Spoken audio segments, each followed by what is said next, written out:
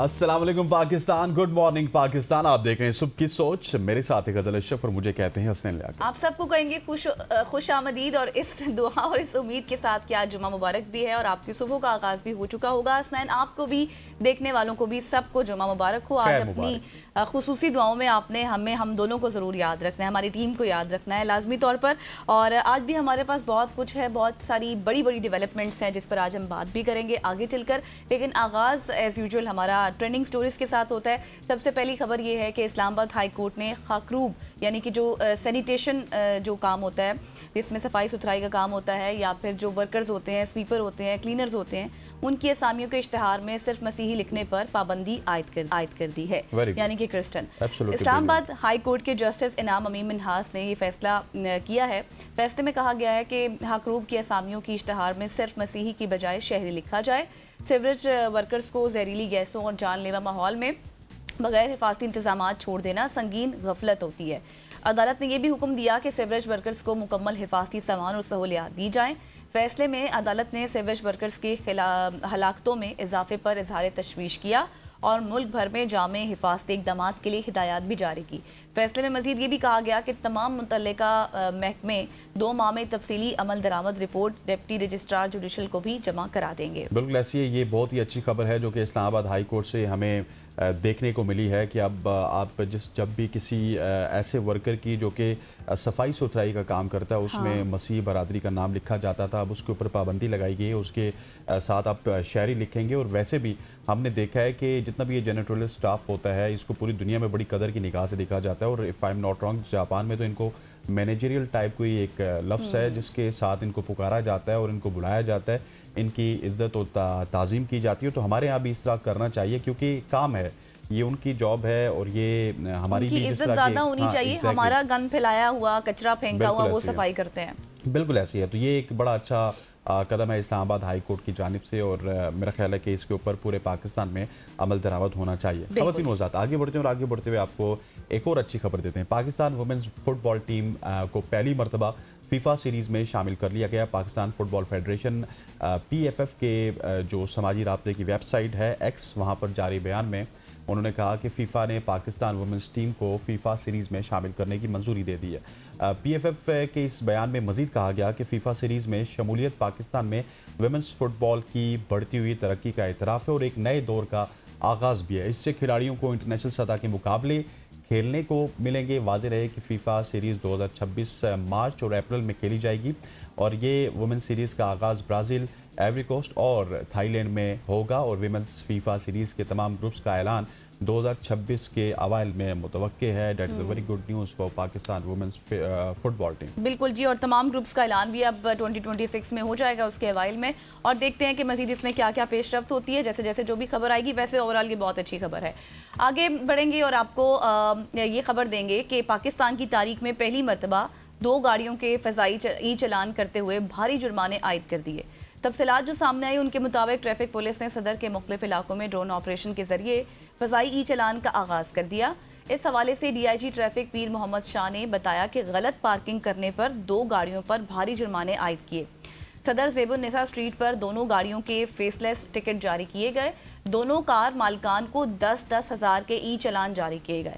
और पीर मोहम्मद शाह ने कहा कि ई चलान शाम के पैकअप टाइम पर, यानी कि जो काम आपको ये कहें कि छुट्टी का टाइम होता है, तब किए गए। ताहम 14 दिन के अंदर जुर्माना अदा करने पर 50% रियायत भी मिलेगी और 29 दिसंबर के बाद जुर्माना डबल हो जाएगा। चले जी, क्या बात है। हम पंजाब के चालान्स की बात करते थे, सिंध के चालान्स की बात करते थे, लेकिन अब सिंध एक बार फिर हमें बाजी लेता हुआ नज़र आ रहा है कि जहाँ पे अब ड्रोन के ज़रिए चालान हो रहे हैं और अब एरियल चालान हो रहे हैं। कभी हम शायद हेलीकॉप्टर के ज़रिए अब चालान होते हुए देखेंगे क्योंकि एक नया हमें पैशन मिला है, एक नया काम मिला है जो कि हम पूरे पाकिस्तान में देख रहे हैं। पहले इसको इस्लामाबाद में इम्प्लीमेंट किया गया, फिर पंजाब में, सिंध में, अब KPK और बलूचिस्तान रह गया। वहाँ पे भी मेरा ख्याल है कि जल्द हम देखेंगे क्योंकि जिस हिसाब से चालान हो रहे हैं उस हिसाब से तो उनको भी लगेगा यार कि रोज़ाना का 3-4 करोड़ किसको बुरा लगता है। वो आए और हम फिर डेवलपमेंट स्कीम्स में या फिर और किसी अखराजात में गवर्नमेंट के गुजारें। So that is a very interesting news coming from Sindh. लेकिन 14 दिन के अंदर आप अगर करा दें तो रियायत मिल जाएगी, वरना उसके बाद डबल देना पड़ेगा। ये तो वैसे ऑब्वियस है कि अगर आप बिल को उसकी मुकर्रर कोई भी बिल है, टिकट है, उसकी मुकर्रर मुद्दत के अंदर जमा करवाएंगे तो वो आपको उतना ही जमा करवाएंगे। करवाना पड़ेगा। अगर मुकर्ररा लेट मुद्दत करेंगे तो आपको डबल से थोड़ा सा लेट करेंगे तो आपको उसकी डबल एरियर उसके ऊपर लग जाता है। सो ये तो एक है जो कि जिनको चालान हुआ उनको इसका ख्याल रखना है।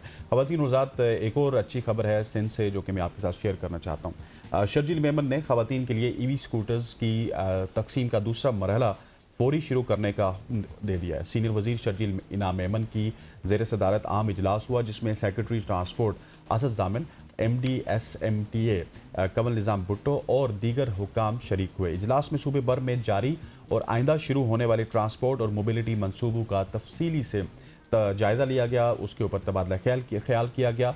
और शर्जील इनाम मेमन ने कहा कि पिंक स्कूटर स्कीम के तहत बड़ी तादाद में ख़वातीन को जदीद और माहौल दोस्त सफरी सहूलत फराम की जाएगी और पिंक स्कूटर्स की सहूलत से ख़वातीन की आमदोरफ्त में आसानी और ख़ुद मुख्तारी को फ़रोग मिलेगा। उन्होंने कहा कि नई इलेक्ट्रिक बसें कराची पहुँच चुकी हैं जो जल्द शहर के मुख्तलिफ रूट्स पर चलाई जाएंगी। खैरपुर, शिकारपुर और हैदराबाद के 4 नए रूट्स पर सर्वे मुकम्मल कर लिया गया है। इन रूट्स पर जल्द बसें चलाई जाएंगी। तमाम नए रूट्स रवां माह ही फ़ाल कर दिए जाएंगे ताकि इन अजला के शहरी भी जदीद सफरी सहूलत से मुस्तफ़ीद हो सकें। और ये जो स्कूटीज़ हैं इनके हवाले से अब बहुत सारी खबरें आपको सुननी पड़ेंगी। और शर्जील इनाम मेमन ने कहा है कि शहर की मरकज़ी शाहराहों पर मज़ीद डबल डेकर बसेस उनको शामिल किया जाएगा ताकि ट्रैफिक के दबाव में कमी लाई जा सके। और सिंध हुकूमत जदीद माहौल दोस्त और पायदार ट्रांसपोर्ट निज़ाम के फ़रोग के लिए संजीदा इकदाम कर रही है। सीनियर वज़ीर का कहना है कि EV buses, EV scooties, double deckers बसें और ईवी टैक्सी सर्विस कराची और दीगर शहरों को एक नए दौर में दाखिल करेंगी। उन्होंने हिदायत की है कि तमाम मंसूबे बराह रास्त अवामी सहूलत से जुड़े हुए हैं और उनको मुकर्ररा वक्त में मुकम्मल किया जाएगा। बिल्कुल आपने सही कहा।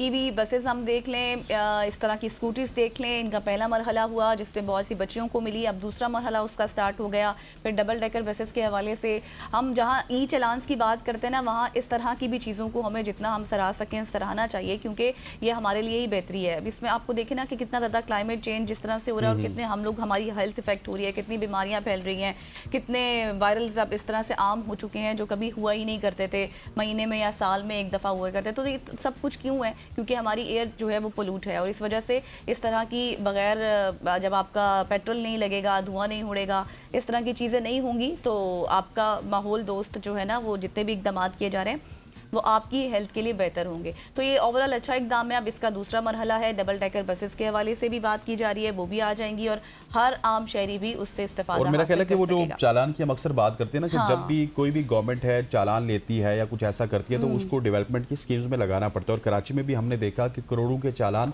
पहले ही हफ्ते उन्होंने कलेक्ट किए, लेकिन कराची की जो सड़कों के हालात हैं, कराची के जो इंफ्रास्ट्रक्चर के हालात हैं, उनके हवाले से हम अपने प्रोग्राम में भी बात करते हैं। सोशल मीडिया पे आपको बड़ा हुआ नज़र आता है जहाँ पे कराची की हुकूमत या फिर सिंध हुकूमत तो कुछ करती हुई नज़र नहीं आती, लेकिन जो वहाँ के फलाई तंजीमों वाले लोग हैं वो वहाँ पे ढक्कन लगाते हुए नज़र आते हैं। जिस तरह से आलमगीर हमारे साथ मौजूद थे या बहुत सारे और लोग हैं जो कि कराची में फलाई काम करते हुए नज़र आते हैं। सो आपने, अगर कराची की बात नहीं कर रहा हूँ, आपने पंजाब में, कराची में, बलूचिस्तान में, KP में, इवन इस्लामाबाद में कोई भी ऐसा काम करना है जिसमें आप आवाम को डंडे के ज़रिए सीधा करने की कोशिश करते हैं, उनसे 5,000, 10,000 या 20,000 के चालान वसूल करते हैं, तो अल्टीमेटली वो जब आप पैसा वसूल करेंगे तो वो आपको कहीं ना कहीं इंफ्रास्ट्रक्चर पे लगाना है और उनको बताना है कि आपकी वजह से आप ठीक नहीं थे, आपको हमने जुर्माना किया, जुर्माना करने के बाद हमने ये रोड बनाई है, ये इंफ्रास्ट्रक्चर बनाया। और डेफिनेटली अगर इस तरह का काम होगा तो हर शख्स खुशी खुशी अपना जुर्माना भी पे करेगा। बिल्कुल आप सही कह रहे हैं। अच्छा, अभी आपने ना वो ढक्कन के हवाले से बात की थी तो मुझे एक याद आ गई चीज़ कि कल ही मैं देख रही थी ये स्टोरी कि पंजाब में अब बाकायदे तौर पर इस तरह के कैमरे नस्ब कर दिए गए हैं जो वो डिटेक्ट करेंगे कि कहाँ पर मेन होल्स हैं और वहाँ पर ढक्कन लगाए जाएंगे। ये पंजाब में है। मुझे लगता है पंजाब में जितने भी कैमरास हैं वो मुझे लगता है इनको फ्री मिलते हैं, क्योंकि हम देख रहे हैं कि इनकी शाहराहों पे, इनके सिग्नल्स के ऊपर, फिर चालान के हवाले से अब कैमरास को काफ़ी ज़्यादा फोकियत दी जाती है। लेकिन आज से अगर 10 साल पहले की बात की जाए तो यही पंजाब या फिर फेडरल की बात की जाए तो यहाँ पे कैमरास की इतनी हौसला अफजाई नहीं की जा रही थी, इनकी हौसला शिकनी की जा रही थी। लेकिन अब इनको शायद समझ आ चुकी है, AI के आने के बाद, कैमरास के आने के बाद इनका काम आसान हो चुका है। वैसे भी हमारे सरकारी एहलकार इतना काम तो करते नहीं है, तो बैठे बैठे उनके सारे काम AI कर देगा, AI कर देगा। और बताने का मकसद, पंजाब को इसमें शामिल करने का मकसद ये था कि अगर ये चीज़ सिंध में भी हो जाए, कराची में भी हो जाए तो इससे बहुत से मसाइल चोरी नहीं होंगे और चोर पकड़ा जाएगा। हाँ, चोर भी पकड़ा जाएगा, ढक्कन भी लग जाएंगे और कोई इस तरह के हादसात भी नहीं होंगे जो हमने रिसेंट देखे। आगे बढ़ते हैं जी और आपको बताते हैं कि अगर आप ये तस्वुर कर लें कि आप स्काई डाइविंग के लिए तैयारे से छलांग लगाएं اور نیچے جانے کے بجائے آپ وہیں لٹک جائیں تو پھر کیسا آپ کو محسوس ہوگا؟ سوچ کر بھی حیرانی ہوتی ہے نا کہ ایسا ہو بھی سکتا ہے. ایسا ہو سکتا ہے لیکن ایسا ہوا ہے. میرے ساتھ تو نہیں ہوا. کسی کے میرے ساتھ بھی نہیں ہوا, شاید ہمارے سننے والوں کے ساتھ نہ ہوا ہو, لیکن ایسا ہو چکا ہے. یقین کرنا مشکل ہوگا مگر آسٹریلیا میں ایک اسکائی ڈائیور نے اس کے ساتھ ایسا ہی ہوا. مقامی حکام کی جانب سے جاری تفصیلات کے مطابق اس اسکائی ڈائیور نے چھلانگ لگائی تو اس کا پیراشوٹ طیارے کے ونگ میں پھنس گیا اور وہ ہزاروں میٹر بلندی پر لٹکنے لگا. یہ واقعہ ستمبر 2025 میں ایک سٹنٹ کے دوران کارنز کے جنوب میں پیش آیا تھا, مگر اس بارے میں تفصیلات اور ویڈیو اب سرکاری تحقیقات کے بعد جاری کی گئی ہیں, اس لیے یہ سٹوری ابھی ہم شیئر کر رہے ہیں. اس پرواز سے 4600 میٹر کی بلندی پر پیراشوٹرز کے 16ویں فارمیشن کو تشکیل دیا جانا تھا اور اس سٹنٹ کو شوٹ کیا جا رہا تھا, مگر یہ منصوبہ اس وقت ختم ہو گیا جب ڈرائیور نے چھلانگ لگائی. جب اس ڈرائیور نے چھلانگ لگائی تو اس کا ریزرو پیراشوٹ طیارے کے ونگ فلپ ٹکرا کر کھل گیا اور وہ فضا میں لٹکنے لگا. کچھ دیر تک وہ ڈرائیور شوق میں رہا کہ میں یہاں لٹک رہا ہوں, میرے ساتھ کیا ہو رہا ہے, میں گر جاؤں گا یا کچھ بھی, لیکن اس نے چاقو سے ریزرو پیراشوٹ کی جو ڈورس تھی اس کو کاٹا, ڈوری کو کاٹ کر خود کو آزاد کر لیا. اس کے بعد پرائمری پیراشوٹ کھول کر وہ بحفاظت زمین پر اتر گیا اور اس واقعے سے طیارے کی جو ونگ تھے اس کو کافی نقصان پہنچا اور پائلٹ کو طیارے کو کنٹرول کرنے میں مشکلات کا سامنا بھی ہوا, مگر وہ حفاظت سے اسے اترنے میں کامیاب رہا.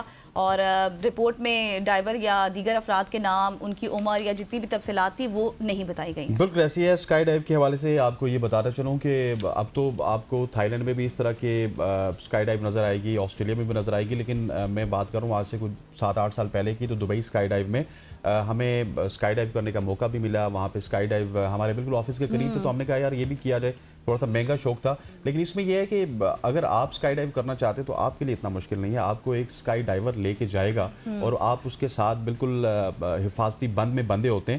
سو یہ اس اسکائی ڈائیور کی مہارت تھی کہ اس نے ایک دم چاقو بھی نکالا, کیونکہ وہ اکوپڈ ہوتے ہیں, ان کو پتہ ہوتا ہے, ان کی جاب ہوتی ہے. وہ آپ جیسے بہت سارے کسٹمرز کو یا میرے جیسے بہت سارے کسٹمرز کو وہ دن میں 10 دفعہ اس طرح اسکائی ڈائیو کرواتے ہیں. سو آپ کے لیے پریشانی کی ضرورت نہیں ہے. اگر آپ اسکائی ڈائیو کا تو پریشان ہی ہو جائے, کرنا کیا ہے. اگر آپ اسکائی ڈائیو کا مزہ لینا چاہتے ہیں تو یقین مانیے جب آپ فضا سے اترتے ہیں, اور اسپیشلی اگر دبئی کی بات کروں اور پام جمیرہ کی بات کروں تو ساری ونگز آپ کے سامنے ہوتی ہیں, بڑی بڑی بلڈنگ آپ کو چھوٹی چھوٹی نظر آتی ہیں, تو یہ بڑا ایک دیکھنے کے قابل نظارہ ہوتا ہے. سو آپ نے ضرور دیکھنا ہے, اس خبر سے آپ نے ڈرنا بالکل نہیں ہے, لیکن ساتھ احتیاط بھی برتنی ہے. خواتین وزات آگے بڑھتے ہیں, اور آگے بڑھتے ہوئے آپ کو ایک اور انٹرسٹنگ خبر ہے جو کہ میں نے اب دبئی سے ایک دم یورپ کا رخ کرتا ہوں, وہاں سے آپ کو بتاتا ہوں. جیل توڑ کر باغ بھاگنے والا شخص, جس کو یہ بھی کہا جا سکتا ہے کہ فرار کا بادشاہ یا پھر دی وزرڈز آف اسکیپس, یہ اٹلی میں ایک قیدی ہے جو کہ 16 برس میں چوتھی بار جیل سے فرار ہونے میں کامیاب ہوئے ہیں.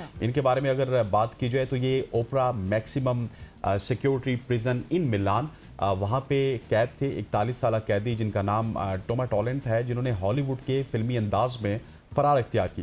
قیدی نے قیدیوں کی ایک ورکشاپ سے فائل یعنی کہ ایک آلہ خاموشی سے چرایا, جس کو استعمال کرتے ہوئے انہوں نے اپنے کمرے کی کھڑکی میں لگی دھاتی سلاخوں کو کاٹا. بعد ازاں انہوں نے اپنے بستر کی چادروں کو گرا باندھ کر ایک رسی بنائی اور فرار ہو گئے. یہ ٹوما ٹالنٹ کی بات کی جائے جن کو 2048 تک رہا ہونا تھا, انہوں نے قید خانے کا صحن بآسانی پار کیا اور بغیر کسی کی نظروں میں آئے بیرونی دیوار پر چڑھ گئے. اگرچہ کچھ ذرائع کا کہنا یہ ہے کہ سیکیورٹی کیمرے نے اس کی اس حرکت کی نشاندہی ضرور کر لی تھی, لیکن الارم نہیں بچ سکا. عین ممکن یہ بھی ہو سکتا ہے کہ ایسا گارڈز کی تبدیلی کے وقت ہونے کی وجہ سے ہوا ہو, یا پھر واضح رہے کہ یہ ٹوما کی فرار کی چوتھی کوشش بھی ہے, وہ ایکسپیرینس بھی تھے. اس سے پہلے وہ کامیابی سے 2009 میں جیل توڑ چکے, اس کے علاوہ 2013 میں جیل توڑ چکے, اور پھر آخری کوشش ان کی 2023 میں جیل توڑنے کی کامیاب ہوئی تھی, اور اب 2024 میں وہ جیل کی سلاخوں سے ایک بار پھر باہر ہیں. لیکن اس دفعہ یہ ہوگا کہ جب یہ واپس جیل کے اندر آئیں گے تو وہ بھی سٹوری ہم آپ سے شیئر کریں گے. ہاں وہ بھی شیئر کریں گے, لیکن دیکھنا جو ایک دفعہ بھاگا, دوسری بار, تیسری بار, تو ویسے کوئی اقدامات نہیں کیے گئے نا, پتہ تو تھا کہ قیدی بھاگ جاتے تو اس کا ٹیلنٹ ہے کہ چوتھی دفعہ یہ بھاگ گیا, چوتھی دفعہ بھاگ گیا. اتنا تو پابلو ایسکوبار اور ایل چیپو نہیں بھاگے جتنا یہ بھاگ گیا. لیکن اب یہ کیا کریں گے, مطلب کوئی خاص اس کے حوالے سے اقدامات ہوں گے یا پھر نہیں ہوں گے؟ اب 2025 ہے, 2024 میں بھی یہ فرار ہوئے, 2023 میں ابھی فرار ہو گئے, 24 میں, ابھی تو 25 چل رہا ہے نا, 25 ختم ہو جائے گا. تو اب دیکھتے ہیں کہ اب جب نیکسٹ بھاگنے کی یہ کوشش کریں گے تو پھر کیا ہوگا, کس طرح کے اقدامات ہوں گے, پھر جو بھی کچھ انہوں نے کیا وہ ہم آپ کے ساتھ شیئر کریں گے. آگے بڑھتے ہیں. اور یہ بھی کافی انٹرسٹنگ سٹوری ہے. سٹوری یہ ہے کہ دنیا بھر میں شادی کا تصور تیزی سے بدل رہا ہے. لوگ پہلے کی طرح زندگی کا لازمی حصہ سمجھ کر شادی نہیں کر رہے. پہلے جو رشتہ زندگی کا ایک اہم سنگ میل سمجھا جاتا تھا, ثابت کیا جاتا تھا, اب بہت سے افراد کے لیے وہ ترجیح ہی نہیں رہا. تازہ رجحانات یہ بتاتے ہیں کہ امریکہ میں شادی کی شرح پہلے سے کئی زیادہ تیزی سے کم ہو رہی ہے. زیادہ سے زیادہ بالغ افراد زندگی بھر سنگل رہنے کا فیصلہ کر رہے ہیں. صرف عارضی طور پر نہیں, حالیہ داد و شمار کے مطابق ہر 4 میں سے 1 امریکی بالغ شخص کا یہ کہنا ہے کہ وہ کبھی شادی کرنے کا ارادہ نہیں رکھتا. یہ رجحان تمام عمر کے گروپس میں دیکھا جا رہا ہے اور شادی کی شرح اپنی تاریخ کی کم ترین سطح پر پہنچ چکی ہے. اگر 2024 کی بات کی جائے تو ڈیٹا کے مطابق اس میں دہائیوں کے مقابلے میں سب سے بڑی کمی ریکارڈ کی گئی ہے. بہت سے لوگ مالی آزادی ہو گیا یا پھر طلاق کا خوف ہو گیا یا پھر وہ ذاتی آزادی کی ایک خواہش بھی ہوتی ہے, اس طرح کے عوامل کی وجہ سے بھی شادی نہیں کرنا چاہتے ہیں. تو یہ کچھ ایشوز ہیں جن کی وجہ سے ہم دیکھ رہے ہیں کہ اب شادی کا رجحان بہت زیادہ کم ہو گیا. یہ آپ نے پاکستان کے ایشوز بتایا, اوورآل پوری دنیا کے؟ یہ تو میں نے اب یہ امریکہ کے ویسے بتائے ہیں, لیکن اعداد و شمار تو یہ ہے کہ وہ یہی بتا رہے ہیں. امریکہ کے اعداد و شمار ہیں, لیکن جس طرح انہوں نے آخری 2 لائنیں پڑھی نا, تو میں نے کہا شاید یہ پاکستان کی بھی بات کر رہی ہیں, کیونکہ پاکستان میں بھی اب شادی کو ایک مہنگا شوق آپ سمجھ لیں تو یہ بہتر نہیں ہے, کیونکہ غلط نہیں ہوگا. کیونکہ آپ نے اگر وہ کسی زمانے میں ہم 10 تولے سونا دیا کرتے تھے, وہ ہم نے خود مہنگا کر دیا نا اس کو. اس میں مطلب اب اگر آپ 10 تولے سونا دیں گے تو وہ تقریباً کئی لاکھ روپے تو وہ آپ کے سونے میں لگ جائیں گے. پھر ولیمے ہمارے بڑے ایک لیوش قسم کے ولیمے ہونا سٹارٹ ہو چکے ہیں. سو ایک شادی کے لیے آپ کو کم از کم اس دور میں 30 سے 50 لاکھ, بڑی سادہ سی شادی کے لیے 30 سے 50 لاکھ کے درمیان چاہیے ہوتے ہیں. اگر آپ کچھ اچھی یا ڈیسنٹ شادی کرنا چاہتے ہیں تو 50 سے 75 یا 1 کروڑ تک بھی معاملات چلے جاتے ہیں. سو اس طرف ہمیں میرے خیال سے تھوڑا سا سادگی والی سائڈ پہ جانا چاہیے.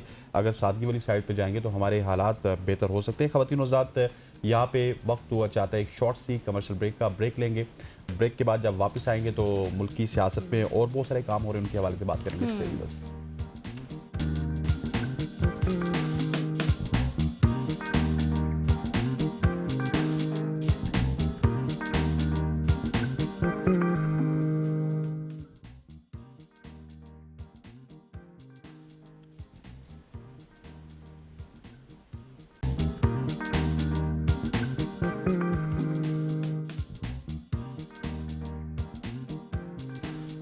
ویلکم بیک خواتین و حضرات. اب ملک کی سیاست کی بات کرتے ہیں, جہاں پہ اڈیالہ جیل کے باہر بڑھتے ہوئے احتجاج نے نئی بحث چھیڑ دی ہے کہ اگر صورتحال یہی رہی تو حکومت کیا بانی پی ٹی آئی کی جیل منتقلی پر غور کر سکتی ہے. کیا واقعی کوئی ایسا پلان موجود ہے, اور اگر ہے تو عمران خان کو کہاں منتقل کیا جا سکتا ہے؟ دوسری طرف الیکشن کمیشن پر اپوزیشن اور اتحادی جماعتیں دونوں کو عدم اعتماد ہے, اور اس نے سیاسی ماحول کو مزید دھندلا سا کر دیا ہے. معیشت کی طرف آئیں تو آئی ایم ایف کی تشویشناک رپورٹ سامنے آئی ہے. پاکستان ہر سال کرپشن کے باعث اپنی جی ڈی پی کا 6% کھو دیتا ہے. سب کو معلوم ہے, مگر کوئی یہ نہیں کہتا کہ اس کرپشن کو کیسے روکا جائے. حکومت کے پاس کیا کوئی حکمت عملی ہے یا نہیں ہے, اس پر آج ہم بات کریں گے. جی ہاں, اور بات کرنے کے لیے ہمیں جوائن کر چکے ہیں خرم دستگیر صاحب. آپ مرکزی رہنما ہیں پاکستان مسلم لیگ نون کے. Thank you so much sir for your time. سب سے پہلے تو یہیں سے سٹارٹ کر لیتے ہیں. جس طرح سے رانا ثناء اللہ صاحب نے کہا ہے کہ اڈیالہ کے بعد جس طرح سے مستقل احتجاج ہو رہا ہے, تو اسی صورت میں حکومت اب یہ بھی شاید سوچ رکھتی ہے یا پھر سوچ وچار کر رہی ہے کہ عمران خان کی جیل منتقلی کے حوالے سے تو کوئی پلان ہے سر اس بارے میں ابھی تک, یا کہاں منتقل کیا جائے گا کہاں نہیں؟ بانی چیئرمین کی جو اس وقت ایک 60 ارب روپے کی جو امانت میں خیانت کی ہے, اس میں جو ان کی قید ہے, اس کا جو فیصلہ ہے دراصل ان کی جماعت نے کرنا ہے. حکومت کے پاس تو کنٹینجنسی پلانز ہوتے ہیں کہ اگر کوئی ایسی صورتحال ڈیولپ ہوتی ہے تو ہم کیا کریں گے, لیکن اگر ان کی جماعت جو ہے یہ ایک سیاسی اور جمہوری اور قانونی فیصلہ کرتی ہے کہ ہم جو ان کو قانون کے تحت ملاقاتیں کی اجازت ہے اس پر ہی وہ چلیں گے, اور وہاں ایک مستقل ایسی صورتحال پیدا نہیں کریں گے جس میں عوام کے لیے بھی پریشانی ہے اور حکومت کے لیے بھی ایک لا اینڈ آرڈر کا ایشو بنتا ہے. تو اگر وہ اس سے پیچھے ہٹیں گے تو بانی چیئرمین جو ہیں وہ اڈیالہ میں ہی رہیں گے. ٹھیک ہو گیا. خرم صاحب مجھے یہ بھی بتائیے گا کہ اگر تھوڑا سا آگے بڑھ کے بات کی جائے, مسلم لیگ نون کے رہنما وفاقی وزیر مصدق ملک صاحب نے ایک بڑا انکشاف کیا ہے کہ پیپلز پارٹی نے خورشید شاہ اور ندیم افضل چند کے ذریعے پی ٹی آئی کو حکومت بنانے کی پیشکش بھی کی, لیکن انہوں نے ٹھکرا دی. اب پی ٹی آئی حکومت بھی نہیں بنانا چاہتی, چلانا بھی نہیں چاہتی اور نہیں چلنے دینا چاہتی ہے, تو آخر وہ چاہتی کیا ہے سر؟ صدیق ملک صاحب نے جو بات کی ہے وہ بالکل درست ہے، اور یہ بات انتخابات کے فوراً بعد کی ہے، جب اس وقت مسلم لیگ نون کے صدر شہباز شریف نے یہ کھلی دعوت دی تھی کہ اگر یہ پیپلز پارٹی کے ساتھ مل کر حکومت بنانا چاہتے ہیں تو مسلم لیگ نون اپوزیشن میں بیٹھے گی، اور اسی لیے پھر پیپلز پارٹی نے اپنے جو پیغام بھیجا ایک سے زائد دفعہ، لیکن تحریک انصاف کا یہ خیال تھا کہ ان کی جو تشدد کی سیاست ہے اس کے ذریعے وہ پورے نظام کو لپیٹنے میں کامیاب ہو جائیں گے، اور اسی لیے انہوں نے پھر یہ جو دعوت تھی پیپلز پارٹی کی طرف سے، مسلم لیگ نون نے بھی یہ بات کی تھی، اس کو انہوں نے قبول نہیں کیا کہ وہ اس کو ڈسرپٹ کرنا چاہتے تھے سارے نظام کو، اور یہ اب حالات اور واقعات نے ثابت کیا ہے کہ کوئی بھی جو جماعت ہے جو مستقل تشدد اور ڈسرپشن اور انتشار کے اوپر اپنی سیاست کی بنیاد رکھے گی، اس کو پھر بہت زیادہ مشکلات کا نے صحیح کہا سر، بہت سی مشکلات کا سامنا ابھی بھی کرنا پڑا ہے، لیکن تھوڑا سا مجھے یہ بھی بتائیے گا، اب الیکشن کمیشن کے حوالے سے اگر بات کروں تو یہی باتیں کی جا رہی ہیں کہ نہ ہی اپوزیشن جماعتوں کا اعتماد ہے، نہ اتحادی جماعتوں کا اعتماد ہے۔ پھر بلاول بھٹو صاحب نے یہ بھی کہا ہے وزیر اعلیٰ پنجاب کو کہ وہ سندھ آئیں، الیکشن میں حصہ لیں، ان کو خوشی ہوگی۔ تو سیاسی جماعتوں کی اوپر جو پابندی لگانے کے حوالے سے ان کی رائے تھی، انہوں نے کہا اس پہ میں اپنی رائے شامل نہیں کرتا۔ تو کیا آپ کے اتحادی راضی نہیں ہیں پابندی کے حوالے سے؟ اس پر آپ کیا کہیں گے؟ جی، دو باتیں اس میں جو اہم ہیں، ایک تو یہ کہ الیکشن کمیشن پاکستان نے جو انتخابات کروائے، یہ نہیں ہو سکتا کہ جہاں میری جیت ہوئی ہے وہاں ہم کہیں کہ الیکشن ٹھیک تھا، اور جہاں میری ہار ہوئی ہے میں کہوں جی الیکشن خراب تھا۔ ایک ہی الیکشن کمیشن نے بیک وقت پورے ملک میں الیکشن کروائے ہیں۔ تو ایک اور جماعت کا دعویٰ یہ ہے کہ اٹک سے جو شمال میں الیکشن تھا وہ ٹھیک تھا، اور اس کے علاوہ پورے ملک میں غلط تھا۔ بلکہ اگر آپ اس کو جغرافیکلی علیحدہ کریں تو اکثر جماعتوں کا یہ خیال ہے کہ جہاں سے مسلم لیگ نون جیتی ہے، چونکہ مسلم لیگ نون آج حکومت میں ہے، لہذا وہی الیکشن خراب تھا اٹک سے لے کر ملتان تک، اس کے بعد باقی سب الیکشن ٹھیک ہوا ہے۔ تو یہ بات غیر منطقی ہے، اور اس کی کوئی ابھی تک ثبوت نہیں پیش کر سکا کسی بھی عدالت میں۔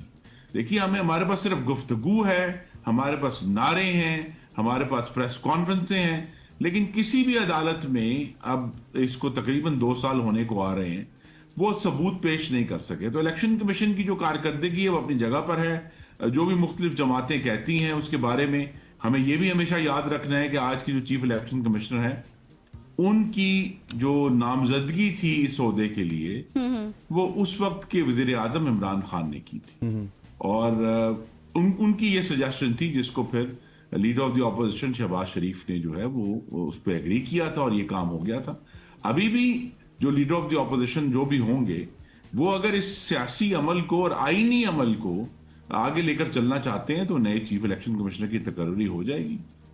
دوسرا جو ایشو ہے جس کی طرف آپ نے اشارہ کیا، وہ معاملات سارے جو ہیں، پھر میں کہوں گا کہ تحریک انصاف کے ہاتھ میں ہے کہ کیا وہ انتشار کا اور ریاست مخالف جو ان کا بیانیہ ہے اس پنجرے میں قید رہنا چاہتے ہیں، یا باہر نکل کر سیاسی، جمہوری اور پارلیمانی۔ ٹھیک ہو گیا۔ اچھا، مجھے یہ بتائیے گا کہ اگر ملک کی معیشت کی بات کی جائے تو آئی ایم ایف کا کہنا ہے کہ پاکستان ہر سال کرپشن کی وجہ سے اپنی جی ڈی پی کا 6% کھوتا ہے، تو یہ بات تو سب کو معلوم ہے، لیکن اصل سوال یہ ہے کہ اس کرپشن کو روکنے کے لیے کیا گورنمنٹ کوئی عملی اقدامات کر رہی ہے، اور حکومت کے پاس کوئی پلان موجود ہے اس حوالے سے کہ کیا کچھ کرے گی حکومت اس کرپشن کو روکنے کے لیے؟ حکومت کا پلان ہے، الحمدللہ اس کی کامیابی ہمارے سامنے آ گئی، کیونکہ ایک اور بین الاقوامی ادارے ٹرانسپیرنسی انٹرنیشنل نے، جو پوری دنیا میں صرف کرپشن کو دیکھتا ہے اور اس کا تجزیہ کرتا ہے، انہوں نے اپنی رپورٹ میں یہ کہا ہے، جو چند دن پہلے آئی ہے، کہ پاکستان میں جو یہ تاثر کے کرپشن ہے اس میں ایک واضح کمی آئی ہے اس حکومت کے آنے کے بعد۔ تو لہذا وہ تو اس طرح بہتری جاری ہے، لیکن جو زیادہ طویل المدتی معاملات ہیں اس میں حکومت کے پاس بڑا واضح چوائس ہے، اور وزیر اعظم شہباز شریف نے اس کی طرف اشارہ بھی کیا ہے حالیہ دنوں میں۔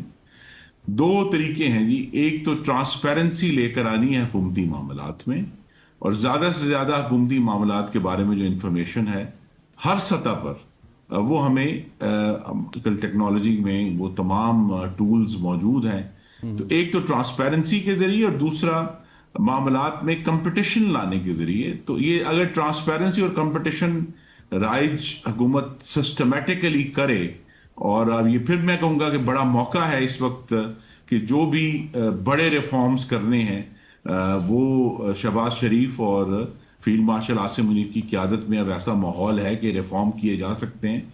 तो ये रिफॉर्म भी जो है पूरी गवर्नमेंट में ट्रांसपेरेंसी और कंपटीशन और साथ टेक्नोलॉजी का जो इस्तेमाल है, इसके ज़रिए एक बहुत बेहतरी लाई जा सकती है। जो चौथी चीज़ है इस सारे मामले में वो ये भी है कि हुकूमत ने इस बात का फैसला करना है कि कौन से इदारे जो हैं वो हुकूमत ने चलाने हैं और कौन से इदारों का वक्त आ गया है कि उन्हें जो है वो निजी मैनेजमेंट में हुकूमत की जो बल्कि अवाम पाकिस्तान की जो उसमें मलकियत है वो कायम रखते हुए किस तरह निजी मैनेजमेंट के ज़रिए उनके मामलात में बेहतरी लाई जाए, ताकि जो हज़ारों अरब रुपया जो है जो हर साल हम नुकसान करते हैं उसमें भी कमी लाकर आवाम को बराह रास्त रिलीफ दिया जाए। सही। ठीक हो। अच्छा सर, इसके साथ मुझे अब ये भी क्लियर कीजिएगा, क्योंकि आपकी मौजूदगी का फ़ायदा उठाते हुए मैं चाहती हूँ कि आपसे ये भी पूछ लिया जाए। जिस तरह से तर्जुमान दफ्तर खारजा का भी बयान सामने आया, उनका ये कहना है कि पाकिस्तान और अफगान तालिबान के दरमियान रिवायती मानों में जंगबंदी नहीं हुई है, अभी भी सूरत हाल मतलब ऐसी कशीदा है। तो हम कहीं जंग बंदी की सूरत हाल में बेहतरी आई है तो ऐसा मुमकिन नहीं है। हमें अफगान की आदत से तहरीरी ज़मानतें भी लेनी चाहिए। आप इससे इत्तेफाक करते हैं? जी, मैं बगैर इसको नाम दिए कहूँगा कि पाकिस्तान की जो हुकूमत और रियासत है उनका फोकस इस बात पर है कि पाकिस्तान की सरजमीन पर रहने वाले जो हमारे भाई और बहनें हैं, खासतौर पे जो अफगान सरहद के करीब रहते हैं, उनकी जिंदगियों का तहफ़्फ़ुज़ हमारी पहली तरजीह है। और दूसरा, पाकिस्तान की ज़मीन के हर इंच पर पाकिस्तान की रियासत की अमलदारी कायम करनी है। तो मेन मकसद ये है, मकसद अफगानिस्तान से जंग करना नहीं है, मकसद किसी को जो है वो किसी भी तरह उस मामलात में नहीं पड़ना। लेकिन जब इस तहफ़्फ़ुज़ का हम जिक्र करते हैं जी, तो फिर हमें उन दहशत गर्दों से लड़ना है जो हमारे भाइयों और बहनों का कत्ल कर रहे हैं, जो हमारे फौजी और अफसरों का कत्ल कर रहे हैं, जो डिस्ट्रिक्ट एडमिनिस्ट्रेशन का कत्ल कर रहे हैं, जो कैडेट कॉलेज वाना में अभी हमलावर हुए थे बच्चों के ऊपर। तो उनसे जो हमारी जंग है वो सिर्फ इसीलिए है कि हमें अपने लोगों की जिंदगियां, पाकिस्तानियों का दिफा करना है और वो जारी रहेगा। अब जो इशू है वो ये कि अगरचे तहरीरी मुआहदे की पाकिस्तान कोशिश कर रहा है, लेकिन मैं ज़ाती तौर पर अपनी राय दे सकता हूं कि ये तहरीरी मुआहदा अफगान तालिबान ने अमेरिका के साथ आज से 5 साल पहले दोहा में किया था। और 3 बातें थी कि अफगानिस्तान की हुकूमत जो है वो ब्रॉड बेस्ड होगी, यानी वसीउल बुनियाद होगी। अच्छा। दूसरे लोग भी शामिल किए जाएंगे। दूसरा, उनका रिटर्न वादा था कि जो खवातीन और अकलियतों के हकूक है उसका तहफ़्फ़ुज़ किया जाएगा। और तीसरा वादा उनका ये था कि अफगानिस्तान की सरजमीन किसी और मुल्क पर दहशत गर्दी के लिए इस्तेमाल नहीं होगी। ये जो लिखे हुए दस्तखतशुदा वादे हैं जी, इन तीनों पर अभी तक 5-5.5 साल हो गए हैं, बल्कि 6 साल हो जाएंगे फरवरी में, एक लफ्ज पर भी अमल नहीं हुआ। तो लिहाजा हमें बहुत ज्यादा खुशफहमी का शिकार नहीं होना चाहिए कि ये मामलात जो हैं रिटर्न मुआहदे के बावजूद भी बेहतर होंगे। लेकिन अपनी जो कोशिश है वो जारी रखनी है, क्योंकि हमें अपने हमसायों के साथ रहना है और हमसायों के साथ हमारे स्ट्रेटेजिक इंटरेस्ट भी हैं, तजारती इंटरेस्ट हैं और दूसरे क्रॉस जो ट्रांस। सही हो गया खुरम साहब, thank you so much for joining us. Khurram साहब हमारे साथ मौजूद थे, साबिक वफाकी वजीर, पाकिस्तान मुस्लिम लीग नून के सीनियर रहनुमा, जो कि मुल्क की सियासत के हवाले से बात कर रहे थे। बिल्कुल जी। और अब एक बहुत बड़ी डेवलपमेंट जो कल हुई उस रिलेटेड भी बात कर लेते हैं। साबिक DG ISI lieutenant general retired Faiz Hamid को 14 साल कैद बामुशक्कत की सजा सुना दी गई थी। पाक फौज के शुबा ताल्लुकात आमा यानी कि ISPR के मुताबिक साबिक लेफ्टिनेंट जनरल फैज़ हमीद के खिलाफ पाकिस्तान आर्मी एक्ट के तहत फील्ड जनरल कोर्ट मार्शल का अमल भी शुरू किया गया था, आपको याद होगा, अगस्त में। और ये फील्ड जनरल कोर्ट मार्शल का जो अमल था, जिस तरह मैंने आपको कहा कि अगस्त में स्टार्ट हुआ था और कल यानी कि 15 माह तक ये सारा ट्रायल जारी रहा और मुल्जिम के खिलाफ 4 इल्ज़ामात पर कार्रवाई की गई। उन इल्ज़ामात की बात की जाए तो जिसमें सियासी सरगर्मियों में मुलव्वस होना है, ऑफिशियल सीक्रेट एक्ट की खिलाफ वर्जी, फिर इख्तियारात और सरकारी वसाइल का गलत इस्तेमाल और मुतल्लिका अफराद को नाजायज़ नुकसान पहुंचाना भी शामिल है। ISPR का ये भी कहना था कि तवील और मेहनत तलब कानूनी कार्रवाई के बाद मुल्ज़िम तमाम इल्ज़ामात में कसूरवार करार पाया है और अदालत की जानिब से दी गई सज़ा का इत्तलाक 11 दिसंबर यानी कि कल से हो चुका है। इसी पर आज हम बात करेंगे। बिल्कुल ऐसे इसी पे बात करने के लिए ब्रिगेडियर रिटायर मसूद साहब मौजूद हैं। Sir thank you so much for joining us. मुझे सबसे पहले तो ये बताइएगा, डैट इज़ वेरी अनप्रेसिडेंट कि इससे पहले हम देखते थे कि जाने वाली हुकूमतों का एहतसाब होता था, अब हमने जाने वाले साबिक DGISI जो कि लेफ्टिनेंट जनरल रिटायर फैज़ हमीद साहब थे, जो कि बड़े पावरफुल समझे जाते थे, उनके खिलाफ अब कार्रवाई हो चुकी है। सो ये प्रेसिडेंट किस तरह से आपको चलता हुआ नजर आता है, क्योंकि ये इससे पहले तो हमने पाकिस्तान की तारीख में नहीं देखा। जी बहुत शुक्रिया। देखिए ये अफवाज पाकिस्तान और पाकिस्तान आर्मी का खासा है, जब डिसिप्लिन की बात आती है तो उसमें कोई कंप्रोमाइज नहीं है। और हम कहते हैं फौज में there is one discipline, there is a perfect discipline. और फौज में ये जो अभी कोर्ट का फैसला आया, दिस इज आप देख लें कि दिस इज आप इसको कि level of accountability with in the army है, स्ट्रॉन्ग अकाउंटेबिलिटी आपको नजर आती है। फिर अक्रॉस द बोर्ड अकाउंटेबिलिटी होती है, और अकाउंटेबिलिटी जो है that is the cornerstone of army के जो डिसिप्लिन सिस्टम है इसमें है। सो कानून से बालातर फौज में कोई नहीं है, चाहे आप एक सोल्जर हैं या आप यू आर लेफ्टिनेंट जनरल। अगर आपने गलत काम किया है तो आप you will be taken to task, इसमें कोई माफी नहीं है। अभी हाल ही में अगर आपको याद हो 9 मई के वाकयात में एक lieutenant general, 3 major general, 7 brigadiers they were sent home. और पास में भी हमारा बहुत सारा रिकॉर्ड है, लेकिन इस केस में इसलिए भी ज्यादा इंपॉर्टेंस हुई, he was a lieutenant general भी थे and he was a farmer director general inter services intelligence थे, और तो उस वजह से ज्यादा इसकी इंपॉर्टेंस थी, केस की वैल्यू या समझ लें हाइप ज्यादा क्रिएट हो चुकी थी। सो वाज़े तौर पे अफवाज पाकिस्तान आर्मी की तरफ मैसेज है कि डिसिप्लिन पे, और जो अफवाज पाकिस्तान एक पॉलिटिकल है, इस पे कोई कंप्रोमाइज नहीं होगा।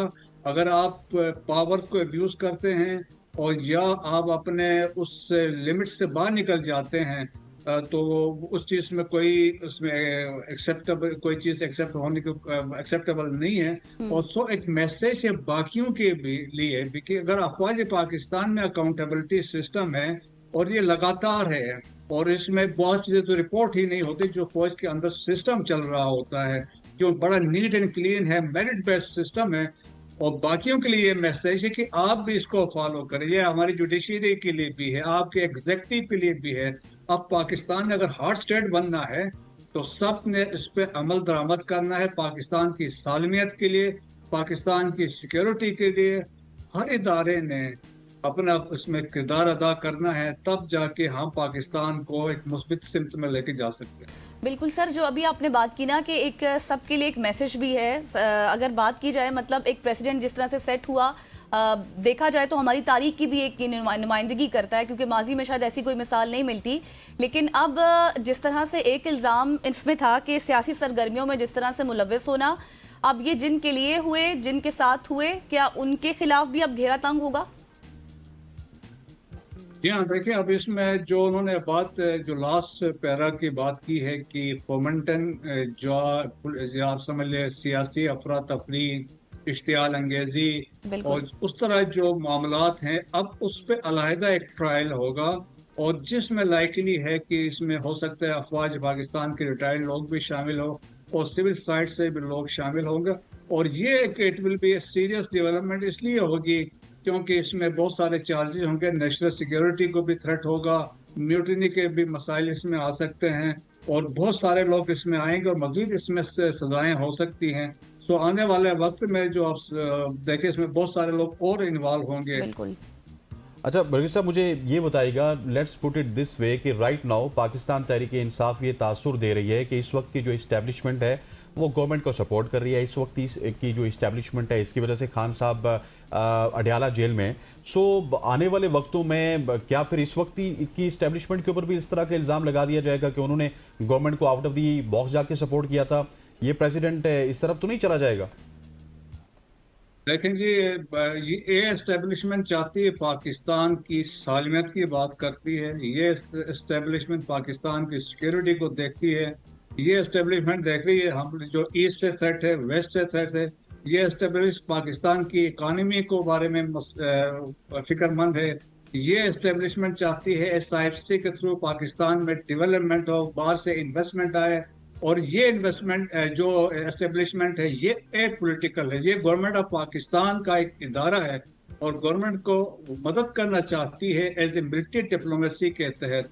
बाकी जो देखें कि इनका जो एक्शन है वो स्पीक्स लाउडर देन वर्ड्स है। आप देखें मार्के हक देखे, बुनियाद में महसूस देखे, मिलिट्री डिप्लोमेसी देखे, आपकी एक्नॉलेजमेंट दुनिया में देखे, आपका जियो स्ट्रेटेजिक प्रोफाइल आप देखें, दुनिया में जिस तरह आपको रेस्पेक्ट मिलती है, आपको पजीराई होती है, तो इस एस्टेब्लिशमेंट ने तो डिलीवर कर दिया है। सो ये चाहते हैं कि हम एक हॉट स्टेट के तौर पे दुनिया के सामने पाकिस्तान को एक मजबूत मुल्क के तौर पे पेश करें, और हम किसी तरह से अपॉलॉजीज पे ना पड़े, कोई चीज हम डिफेंसिव पे ना जाए, as a respectable strong state. आप देखिए conventionally you are a strong force, 5th largest आपकी आर्मी है, आप ऊपर से एक एटॉमिक पावर भी हैं, मिसाइल फोर्स आपके पास है, सो आप सच ए पावरफुल कंट्री। सो तो देखें हम सब ने पाकिस्तान को सोचना है, पाकिस्तान की फलाह सोचनी है, पाकिस्तान की सिक्योरिटी सोचनी है, लेकिन पाकिस्तान की सालमियत पे कोई हमने कंप्रोमाइज नहीं करना है। लेकिन अफवाज पाकिस्तान जो है ये इदारा है गवर्नमेंट ऑफ पाकिस्तान का, स्टेट ऑफ पाकिस्तान का, तो पाकिस्तान उनके हुक्म पे उनको जो भी सपोर्ट हो सकती है ये कंट्रीब्यूट करते रहे। सही, लेकिन सर अब सारी चीज़ों में ये है कि मुल्जिम के पास अपील का हक भी है ना, तो क्या अब वो अपील करेंगे तो उसके बाद कोई रिलीफ मिल सकता है, आपको लगता है? देखें जी, उनके पास बिल्कुल हक है, और कल जो फैसला उसके 40 दिन के अंदर अंदर वो मर्सी पिटीशन जो होगी वो कर सकते हैं, जो chief of army staff and this chief of defence forces और chief of army staff CDF के पास ये पावर है, वो इस पनिशमेंट को सेट असाइड भी कर सकते हैं, इसको रिड्यूस भी कर सकते हैं, और इसको मेंटेन भी कर सकते हैं। That is one thing. और सेकंड, इसके बाद एक्यूज मुल्जिम के पास ये हक है कि वो हाई कोर्ट में जाके वहाँ पे अपने अपील कर सकता है, लेकिन वहाँ पे ज़्यादातर टेक्निकल अमूर देखे जाते हैं। सो आप समझ लें कि मुझे नहीं लगता है कि इसमें कोई रिडक्शन होगी या कोई इसमें तब्दीली हो सकती है, ये मेंटेन रहेगी, और ये सिंस एक अकाउंटेबिलिटी की बात है, इसमें कोई आगे पीछे कोई कंप्रोमाइज़ नहीं हो।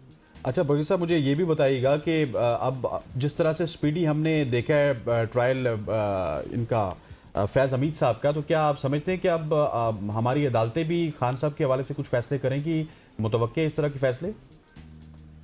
देखिए ये बहुत इंपॉर्टेंट सवाल है, और यही हम चाहते हैं कि सिविल में अभी ये मसला है कि वहाँ पे केसेस में बहुत डिले होता है, और आप देखें सालों के साल लगते हैं, एडजमेंट्स हो जाती हैं, कोई कभी ये वो नहीं था, एविडेंस नहीं था, सो एंड सो, और बहुत सारे ऐसे वाकयात पास में हमने देखे हैं। फिर ऊपर से हमारे सिविल साइड में जो हमारे क्रिमिनल जस्टिस सिस्टम है वो बहुत ज़्यादा लो है। दुनिया के 100 एंड प्रॉब्ली 50 कंट्रीज में भी अब 136 से हमारा है, और हमारी conviction rate is less than 10% है दुनिया में।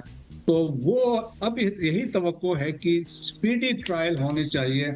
लोगों की उम्रें लग जाती हैं दिनों में, आल्दो 50,000 प्लस केसेस हैं सुप्रीम कोर्ट में पेंडिंग हैं, और तो मेरे ख्याल में जितने लोअर कोर्ट्स हैं, हाई कोर्ट्स हैं, वहाँ पे मेरे ख्याल में चीफ जस्टिस साहिबान वो बेहतर समझते हैं कि स्पीडी ट्रायल्स होने चाहिए, और जो जिस तरीके से अफवाज पाकिस्तान के अंदर अकाउंटेबिलिटी है, तो यही तवक्को सब इदारों में की जा सकती है कि वहाँ पे भी ऐसा। सही, thank you so much. Brigadier Masood sahab हमारे साथ मौजूद थे। जो बड़ी डेवलपमेंट हुई उस रिलेटेड हम गुफ्तगू कर रहे थे। अब कहा भी जा रहा है कि मंडे बहुत अहम है, पीर के हवाले से बातें की जा रही हैं। फैसल बावड़ा साहब के बयानात हैं कि पीर बहुत अहम होने वाला है, बट लेट्स सी कि पीर को क्या होता है। यहाँ पर लेंगे एक शॉर्ट, आएंगे, स्टे विद अस।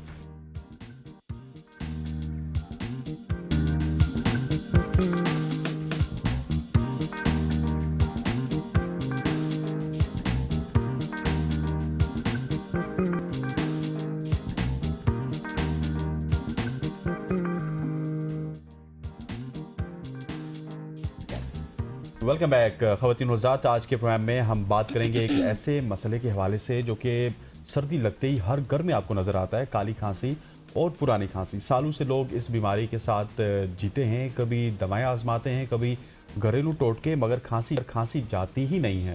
لیکن آج ہمارے ساتھ جو مہمان موجود ہیں وہ ایک ایسے مہمان ہیں جو صدیوں پرانی یونانی طب مشرقی حکمت کو جدید طرز زندگی کے مطابق سمجھتے بھی ہیں اور استعمال بھی کرواتے ہیں، اور ان سے جانیں گے کہ یہ کھانسی آخر بنتی کیسے ہے، یہ جاتی کیوں نہیں ہے، اور کون سی دیسی، قدرتی اور آزمودہ نسخے ہیں جو واقعی فائدہ دے سکتے ہیں۔ اور ان پہ جانے سے پہلے میں چاہتا ہوں کہ آپ ان سے کال پہ بھی سوالات کر سکتے ہیں کس قسم کی آپ کو کھانسی ہے، اور ہمارے کالنگ نمبرز آپ کے سامنے آ رہے ہوں گے 051-890-1008 اور دوسرا نمبر ہے ہمارا 051-890-1007۔ ان دونوں نمبرز پہ آپ کال کر کے ہمارے مہمان سے اپنے سوالات پوچھ سکتے ہیں۔ بالکل جی، اور اسی پر بات حکیم عطا الرحمان صاحب ہمارے ساتھ موجود ہیں۔ Thank you so much sir for your time.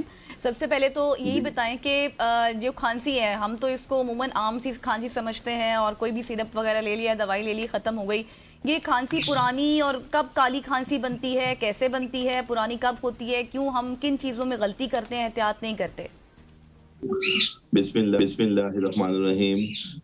Basically یہ پرٹیوسس اس کو ہم کہتے ہیں، یعنی کہ ووپنگ کف، کالی کھانسی، جس کو طب کے اندر شہیکا کہتے ہیں۔ اچھا، یعنی کالی کھانسی کو شہیکا کہتے ہیں۔ ایک ہوتا ہے شکیکا جس کو آدھے سر کا درد، اور ایک ہوتا ہے شہیکا جس کو کالی کھانسی کہتے ہیں۔ اور یہ عموماً 5 سال سے چھوٹے بچے، حاملہ خواتین اور بزرگ جو ہمارے ہیں 50 پلس یا 60 پلس کے جو لوگ ہیں، ان میں زیادہ چانس ہوتا ہے اس کھانسی کا۔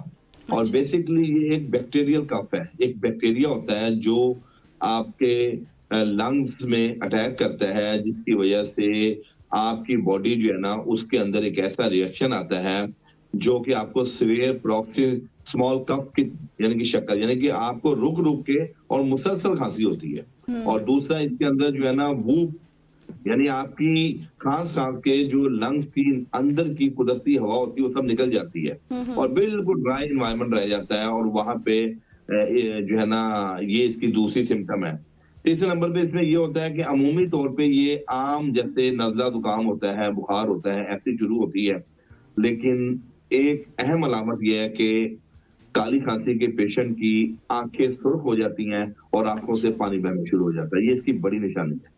اس کا انکوبیشن جو پیریڈ ہے وہ تقریباً 7 days کا ہے، یعنی اس کا بیکٹیریا جب آپ کی باڈی میں اٹیک کرتا ہے تو 7 دن بعد واضح ہوتا ہے کہ یا ڈائگنوز ہوتی ہے کہ آپ واقعی کالی کھانسی جیسے متعدی مرض میں مبتلا ہیں۔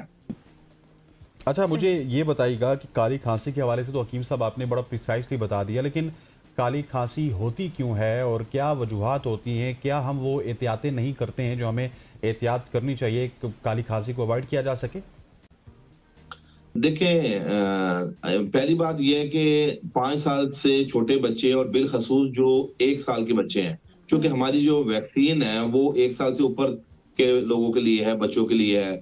1 سال سے چھوٹے بچے جو ہے نا وہ اس میں مبتلا ہوتے ہیں چونکہ ان کو ویکسین نہیں لگتی۔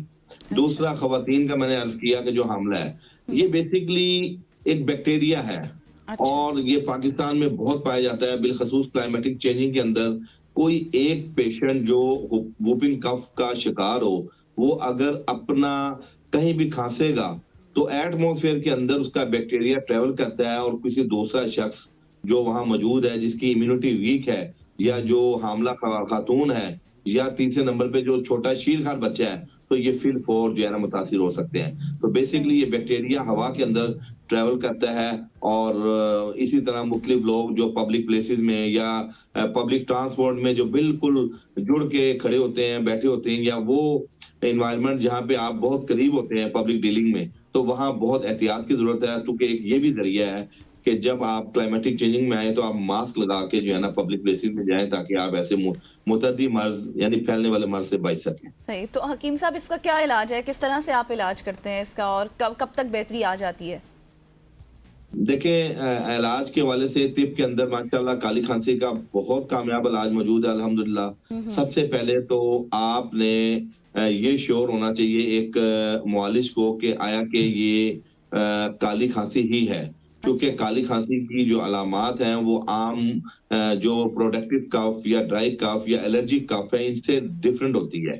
تو سب سے پہلے معالجین کے اوپر یہ بہت اہم معاملہ ہے کہ وہ اس کی ڈائگنوز لازمی کریں. اس کی ڈائگنوز کے لیے جو کمپلسری چیز ہے وہ simple C B C test کے اندر لیمفوسائٹس یعنی کہ لیمفوسائٹوسس جس کو ہم کہتے ہیں کہ ہمارے لمفس نوڈ جو ہیں وہ ڈسٹرب ہوتے ہیں, لیمفوسائٹ ڈسٹرب ہو جاتے ہیں. یہ ایک ہلکا تھا. اس کے بعد کلچر ہوتا ہے, پولی چین کے ٹیسٹ ہوتے ہیں, وہ ایک الگ. اچھا یہ علاج کے اوپر سر واپس آتے ہیں. ہمارے ساتھ ایک کالر ہے محمد اسامہ صاحب مظفر گڑھ سے, ذرا ان کا سوال لے لیتے ہیں پھر واپس آپ کے پاس آتے ہیں. جی اسامہ صاحب سوال کیجئے گا.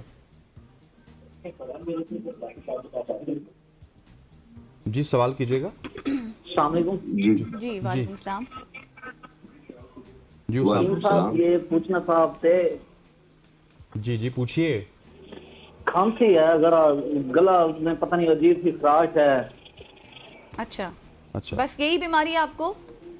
جی صحیح. اچھا یہ تو پورے پاکستان کا مسئلہ ہے سر. میں سوچوں کوئی ایکسکلوزیو مسئلہ پوچھیں گے. تھینک یو سو مچ اسامہ صاحب. سر ان کو کھانسی کا تو چلے ہم بتا دیں گے, لیکن آپ تھوڑا سا علاج کے حوالے سے بتا رہے تھے اور اس کی کیور کے حوالے سے بتا رہے تھے. جی کالی کھانسی کا علاج جو ہے وہ یہ ہے کہ طب کے اندر 4 انگریڈینٹس ہیں جو الحمدللہ کامیاب علاج ہیں. نمبر 1 کائفل, اس کو آپ نوٹ کر سکتے ہیں. نمبر 2 بھرنگی, نمبر 3 شکر تگال, اور نمبر 4 بھوکر مول. بیسیکلی یہ انڈین نسخہ ہے اور انڈین جڑی بوٹیاں ہیں اور انڈین انگریڈینٹس ہیں. کیونکہ آپ کو پتا ہے جب پاکستان انڈیا ایک ہی تھا تو جو ہمارے کوہنا طبا بالخصوص ہمارے والد صاحب, ہمارے دادا, پورا ایک سلسلہ تھا طب کا. تو یہ آیورویدک نسخہ بھی ہے. میں دوبارہ عرض کر دوں 4 چیزیں ہیں جو پاکستان کے ہر 50 اسٹور سے آپ کو بآسانی میسر ہو جائیں گی. نمبر 1 کائفل, نمبر 2 بھڑنگی, نمبر 3 شکر تگال, اور نمبر 4 بھوکر مول. یہ 4 انگریڈینٹس کا پاؤڈر بنا کے آپ رکھ لیں, اور کسی شخص کو بھی اگر آپ محسوس کریں کنفرم ہو جائے کہ کالی کھانسی ہے تو بڑوں کو ½ T spoon 3 times a day شہد کے پانی کے ساتھ دے دیں, اور بچوں کو شہد کے اندر اس پاؤڈر کو مکس کر کے چٹکی جو ہے نا دن میں 3-4 بار چٹائیں. تو آپ امیجن کریں ودن 3 days یہ بیکٹیریا بھی کل ہوگا, اور جو لنگز کی ایبلٹی ہے, جو اس کے ریسپٹر ہیں, وہ اپنا کام بطریقہ ایسنس انجام دیں گے, اور 3 دن کے اندر الحمدللہ آپ خطرناک مرض ووپنگ کف جیسے خطرناک مرض سے چھٹکارا بھی حاصل کریں گے. That's very good. اچھا حکیم صاحب مجھے یہ بھی بتائیے گا کہ لیٹ سپوز یہ آپ نے کیور تو اس کو بتا دیا, لیکن کوئی بھی اگر ہمارے ساتھ ایک کالر ہیں, پہلے وہ لے لیتے ہیں. بشرا صاحبہ اٹک سے. بشرا سوال کیجئے گا. السلام علیکم. وعلیکم السلام. وعلیکم السلام. سر میرا آپ سے سوال ہے کہ سردیوں میں اکثر خشک میوہ جات کھاتے ہیں, جیسے کاجو ہو گیا یا اس طرح کے کشمش چھیلے ہوئے جو ہوتے ہیں, تو ان کو کھانے سے پہلے کیا دھونا ضروری ہوتا ہے کہ اکثر گلا خراب ہو جاتا ہے؟ تو دوسرا سوال یہ ہے کہ الیکٹرک مشین سے جج بننے کا اتھارٹی لیٹر کہاں سے اور کون نے کس طرح دیا ہے؟ تو مجھے تو آج تک کسی قسم کی اطلاع ہی نہیں کی ہے. تو میرے ساتھ اکثر یہ ہوتا ہے میں انتہائی صحت مند خوراک غذا کھا رہی ہوتی ہوں تو وہ بھی الرجی کر جاتی ہے صرف الیکٹرک ہیکنگ کی مشین سے. تو میرے گھر میں الیکٹرک مشینیں لگائی ہوئی ہیں بغیر اطلاع کے, بغیر پیغام کے, اغوا ہائی چیک کر کے, تو ایک نقطہ, ایک حرف, ایک لفظ اغوا سمگل کر کے, تو جج بننے کے اتھارٹی لیٹر کون نے کیسے کیوں دی؟ ٹھیک ہے بشرا, آپ کا سوال ہم نے سمجھ لیا ہے. جی حکیم صاحب ان کو بتائیے گا کہ یہ جو ڈرائی فروٹس وغیرہ ہوتے ہیں ان کو دھونا لازمی ہے پہلے کھانے سے. جی دیکھیں سوال کی تو مجھے کوئی خاص سمجھ نہیں آئی. میں آپ کو بتاؤں کچھ ڈرائی فروٹ ایسے ہیں جن کو آپ دھو لیں تو اس میں کوئی فرق نہیں پڑتا, بلکہ بہتر ہوتا ہے. جیسے انجیر ہے, اسی طرح جو کاجو ہے اور چلگوزہ ہے, پستہ ہے یا اخروٹ ہے, یہ تو آپ کو پتا ہے کہ یہ ان کو دھونے کی ضرورت نہیں ہے, تو یہ ویسے بھی استعمال کر سکتے ہیں. لیکن جو خشکی کے پیشنٹ ہیں, یہ ہمارے یہاں لوگوں میں ٹرینڈ ہے کہ ڈائریکٹ وہ 10-12 قسم کا ڈرائی فروٹ لے لیتے ہیں اور دودھ نہیں پیتے. جن لوگوں میں خشکی کا ایلیمنٹ ہے وہ دودھ کے ساتھ ڈرائی فروٹ لیں گے تو ان کو الرجی بھی نہیں ہوگی اور ڈرگ ریئیکشن بھی نہیں ہوگا, ایڈورس ریئیکشن. صحیح. اور وہ جو اسامہ صاحب کا سوال تھا وہ بھی آپ ایڈریس کیجئے گا, جس میں وہ یہ کہہ رہے تھے کہ ان کو نارمل کھانسی ہے اور گلے میں خراش ہے, تو اس کا کیا حل ہے؟ کیونکہ اگر نارمل سردیوں میں کھانسی تو ہوتی ہے سب کو.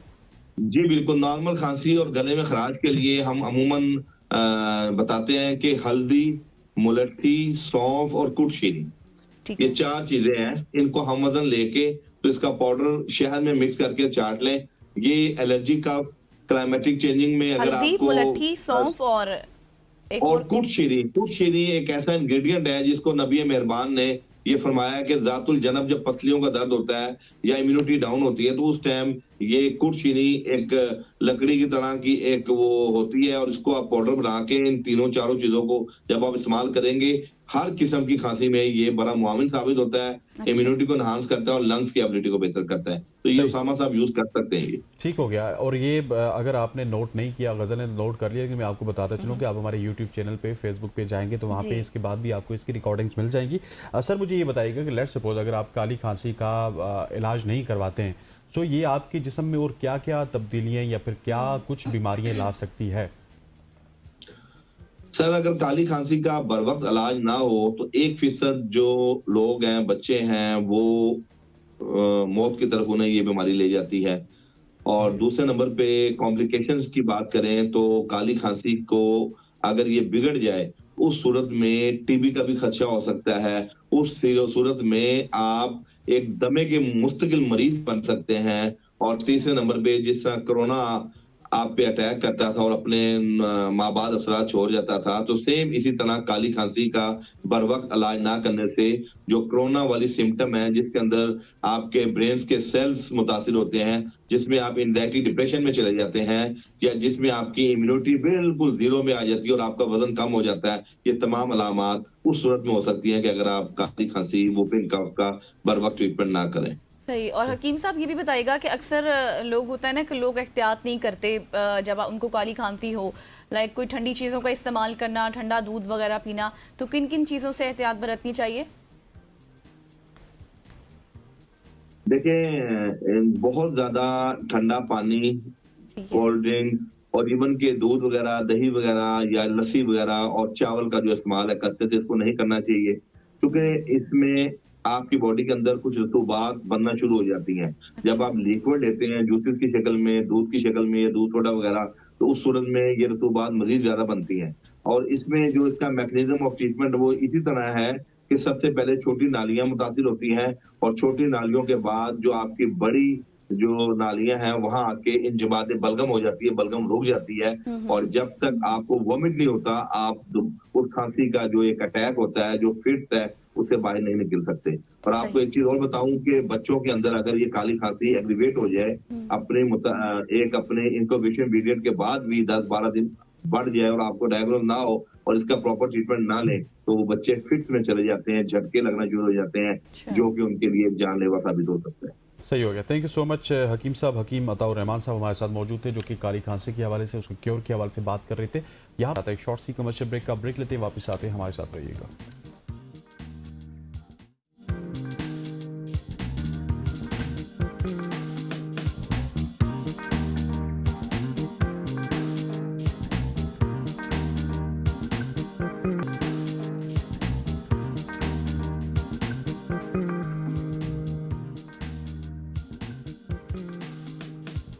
Welcome back after the break. और अब बहुत ज़बरदस्त सेगमेंट है हमारा। एक तो हमने खांसी के हवाले से बात की, काली खांसी के हवाले से, लेकिन अब भी बहुत इंपॉर्टेंट सेगमेंट इसलिए है क्योंकि आपको पता है कि अब सर्दियां हैं और जैसे सर्दियां आती हैं तो बहुत सारे मसाइल बढ़ जाते हैं। इंसानों के इतने मसाइल होते हैं, कभी कोई खांसी है, कभी कोई बीमारी है, कभी हम बाहर नहीं जा सकते, हमने कोई एक्स्ट्रा एहतियात भी करनी होती है। लेकिन इसी तरह हमारे जानवर भी होते हैं जो हमने घर में पाले होते हैं। पालतू जानवरों के हवाले से भी बहुत से चैलेंजेस होते हैं।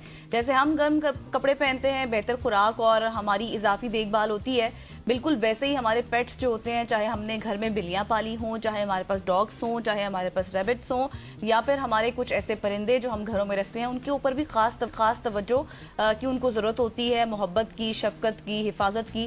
क्योंकि आपको पता है ठंडी हवा, नमी, फिर कम दर्जा हरारत और फिर खुश्क मौसम उनके लिए बीमारियों का बाइस बन सकता है। इसीलिए आज के प्रोग्राम में हम बात करेंगे कि सर्दियों में अपने पेट्स को किस तरह से हम महफूज रख सकते हैं, उनको सेहतमंद रख सकते हैं, उनको कैसे आरा सकता है, कौन सी ग़िज़ाएँ उनके लिए बेहतर हैं, उनको ताकत दे सकती हैं और किन किन चैलेंजेस का सामना उनको होता है। बिल्कुल ऐसी हमारे साथ डॉक्टर फैसल खान साहब बैठे, डॉक्टर हमारे साथ मौजूद है। Thank you so much for joining. जिस तरह मैंने ऑफ द रिकॉर्ड आपसे बात की थी कि जिस तरह हमारे मसाइल हैं सर्दियों में, हमें जैकेट्स चाहिए होती हैं, गज़ल ने बड़ा ज़बरदस्त कह दिया। फिर आपके पास जो भी गाड़ी है ना, वो सर्दी में आपको प्रॉपर उसको पहले गर्म करना पड़ता है, नहीं तो वो जाते हुए पता नहीं कौन कौन सी आवाज़ें आ रही होती जो हैं। कभी नहीं सुनी इसी तरह से हर चीज़ को सर्दियों में उसकी जो है ना मेंटेनेंस भी चाहिए होती है, एक्स्ट्रा प्रिकॉशंस भी चाहिए होती हैं। सो पेट्स के हवाले से बताइएगा कि पेट्स को हम सर्दियों में किस तरह से महफूज रख सकते हैं सर्द हवाओं से, मौसम से, ताकि वो बीमारी उनमें ना आए, या इस तरह के उनमें भी वायरसेस होते हैं वो ना बिल्कुल हो। ऐसे ही होते हैं। Thank you very much. आपने इतना अच्छा सेगमेंट जो रखा है वो बड़ा इम्पोर्टेंट है, इसलिए कि यहाँ पे लोग पेट्स तो रख लेते हैं, लेकिन हर एक अब कहाँ से ओरिजिन है उसका, कौन सी ब्रीड है, क्या ओरिजिन है, किस कंट्री से वो आया हुआ है और वहाँ की ब्रीड है, उसके हिसाब से हमें उसको मैनेज करना पड़ता है। हमारे यहाँ पे एक्सट्रीम वेदर्स हैं, एक्सट्रीम गर्मी आती है, एक्सट्रीम सर्दी आती है, हमने दोनों चीज़ों को मैनेज करना है। फिर हमारे पास एक और जो सबसे इम्पोर्टेंट फैक्टर है, इंडोर डॉग्स हैं, इंडोर पेट्स हैं, आउटडोर पेट्स हैं, उनको भी हमने उस हिसाब से देखना है। बर्ड्स हैं, आपकी कैट्स हैं, आपके डॉग्स हैं, आपने फिश रखी हुई, सारे बहुत बड़ा सेगमेंट है जिसको आपने, अगर मैं कवर करना शुरू करूँ तो शायद मैं 2 दिन भी बैठा रहूँ तो मैं कवर नहीं कर सकता, लेकिन मैं छोटी छोटी बातें मैं आपको बता सकता हूँ।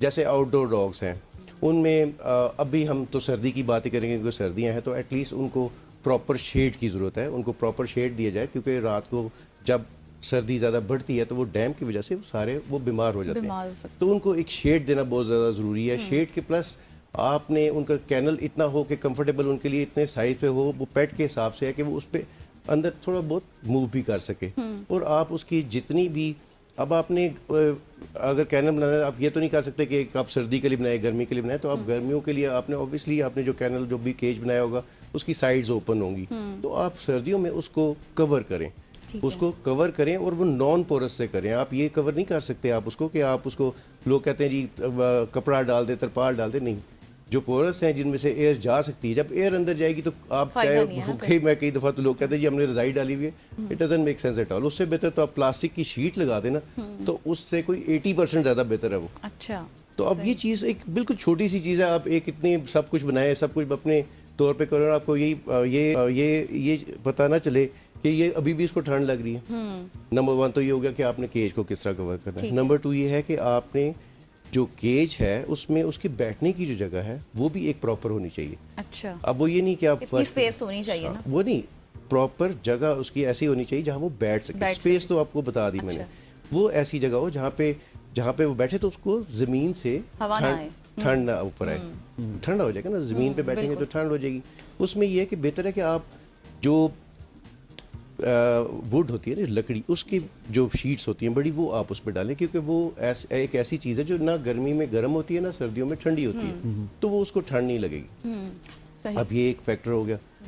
अब हम आ जाते हैं कि उनको आपने मैनेज कैसे करना है। जो पेट्स हैं उनको आप वॉक कराते हैं, सब कराते हैं, एक आपको लेट मॉर्निंग में और लेट आफ्टरनून तक आप कर सकते हैं। इसके बीच में जो गैप है वो सारा सर्दी का टाइम है, उसमें आप नहीं जा सकते।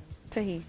और कोशिश ये करें कि उनको वॉक जो है वो रोड पे ना ही कराएं तो बेहतर है। कोई ग्राउंड हो या कुछ हो तो उसमें एटलीस्ट उनके पॉज जो है वो कंफर्टेबल रहे। मिट्टी इतनी गर्म इतनी ठंडी नहीं होती जितनी रोड जो है वो ठंडी होती है। अच्छा, ये अब आपने जिस तरह से बताया कि क्या क्या किस तरह से उनको रखना चाहिए, इसके साथ अभी आपने जो लास्ट बात की कि ग्राउंड में उनकी अगर वॉक वगैरह हो जाए, तो इसमें आपको पता है कि हम सर्दियों में हमारी इंसानों की भी बाथिंग रूटीन थोड़ी सी चेंज हो जाती है। जो शायद डेली बात लेता है वो शायद 2 दिन बाद लेता होगा, तो क्या नहलाने का प्रोसेस होना चाहिए पेट्स का? हाँ, पेट्स का ह्यूमन से थोड़ा सा डिफरेंट है। अच्छा। उनको इतने आप रेगुलर बात नहीं करते क्योंकि उनकी स्किन बहुत जल्दी ड्राई हो जाती है। तो उसमें ये है कि आप वैसे यस आपकी बात बिल्कुल ठीक है कि सर्दियों में वो और ज़्यादा टाइम लेते, यानी आप उससे ज़्यादा बेहतर है कि आप उनको ग्रूम करें, उनको ब्रश करें, उनको साफ़ सुथरा रखें। तो वो उसमें जब आप जब उनको ब्रशिंग करते हैं तो उस फ्लो से उसकी जो उसके स्क्रिशंस हैं, जो उसके ऑयल्स हैं वो निकलते हैं और वो उसको हेल्दी रखते हैं। तो एक ही है। नंबर 2 ये है कि आप उनको उनके साथ अब तो बड़ी बड़ी चीज़ें आ गई जी, उनके भी जिस तरह हमने कोट पहने, स्वेटर पहने, उनके लिए भी स्वेटर्स वगैरह आते हैं, वो भी आपको उनको पहनाने चाहिए। प्लस सबसे इम्पोर्टेंट बात डाइट। आप देखिए सर्दियों में आपकी डाइट चेंज हो जाती है, बिल्कुल आप प्रोटीन डाइट पे ज़्यादा जाते हैं। ये तो वैसे ही जो है एनिमल्स जो हैं स्पेशली डॉग्स एंड कैट्स, इनकी तो मेजर जो डाइट है वो है ही प्रोटीन डाइट। तो उनकी फिर वो उसको आपको बढ़ाना पड़ता है। अच्छा। क्योंकि उनको अपनी मेंटेनेंस के लिए डाइट की ज़्यादा ज़रूरत पड़ती है। صحیح. गर्मी के हिसाब से. लेकिन जिस तरह आपने पिछले सवाल के जवाब में भी कहा था ना कि हमारे यहाँ हम पेट्स तो रख लेते हैं लेकिन किसी को अंदाज़ा ही नहीं होता ये कौन सी ब्रीड का है, इसकी डाइट क्या होनी चाहिए. सो आपने तो प्रोटीन का जिक्र कर दिया, यहाँ पे तो एक ही डाइट चल रही होती है कि उस प्याले में हमने देना है और देना ही है और वो पूरे साल चलता रहता है. सो सर्दियों में उसकी मिकदार कितनी होनी चाहिए, फिर कौन कौन सी ऐसी डाइट्स में हमने एडिशन करनी है कि ताकि आपका जो पेट है वो सेफ रहे. Very good question.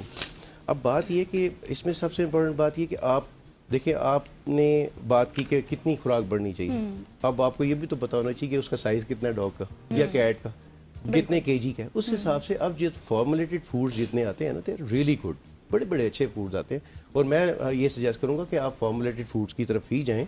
Reason mean कि आप बहुत लोगों का एक कॉन्सेप्ट है कि जी हम होममेड देते हैं. होममेड में आप उसकी जितनी उसकी रिक्वायरमेंट है वो आप नहीं फुलफिल कर सकते.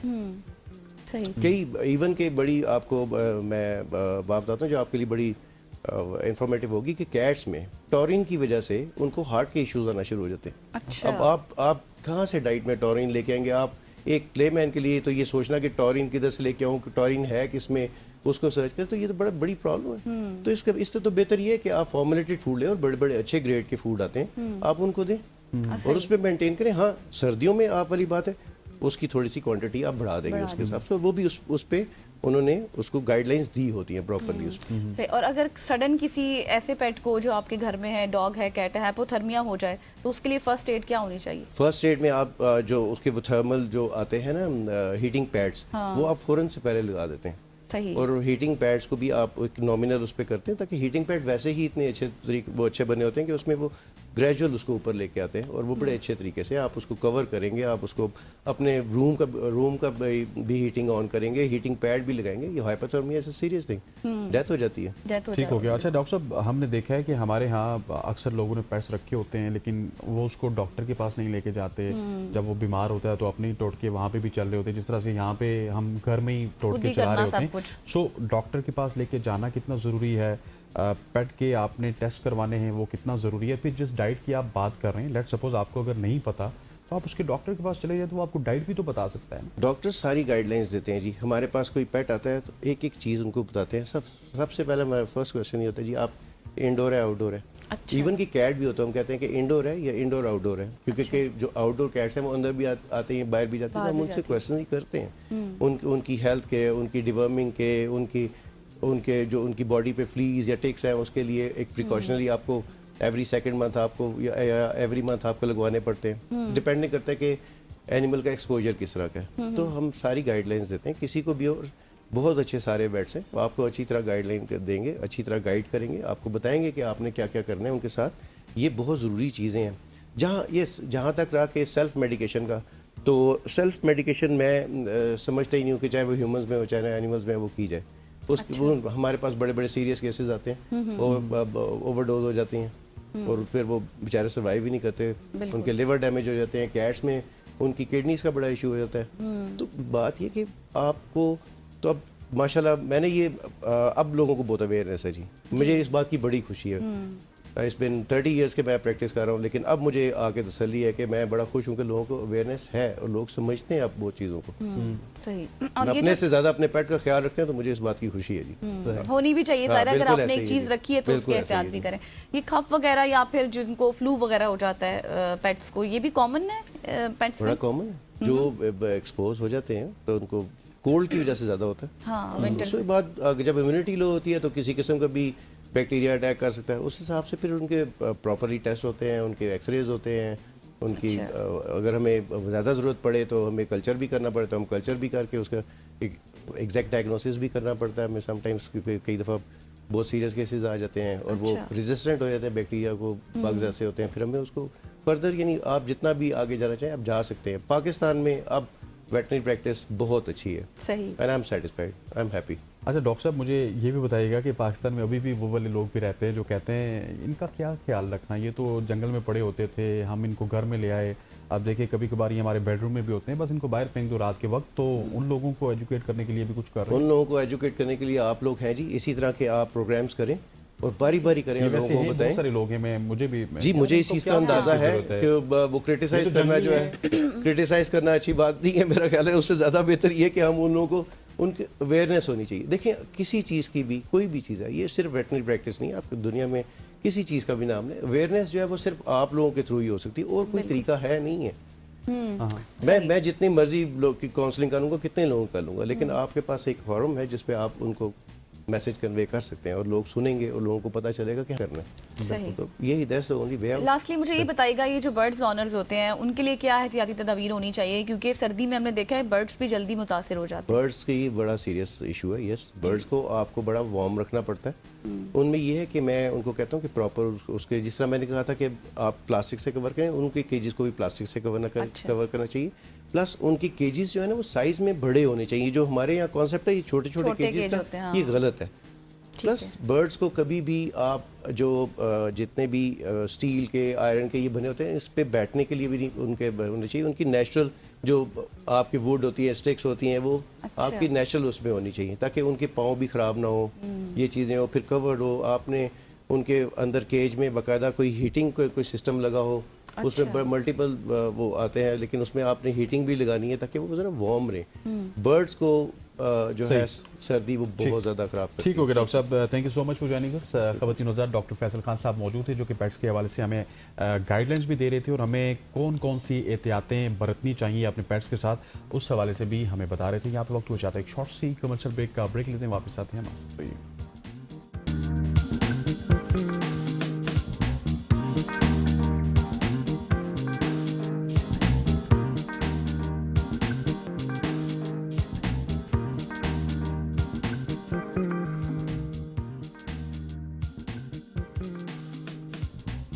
Welcome back. خواتین و حضرات, آج جمعۃ المبارک ہے اور جمعے کی مناسبت سے ہم ایک سیگمنٹ رکھتے ہیں جس میں ہم بھی بہت کچھ سیکھتے ہیں اور آپ بھی بہت کچھ سیکھتے ہیں. آج ہم بات کریں گے صدقے کی.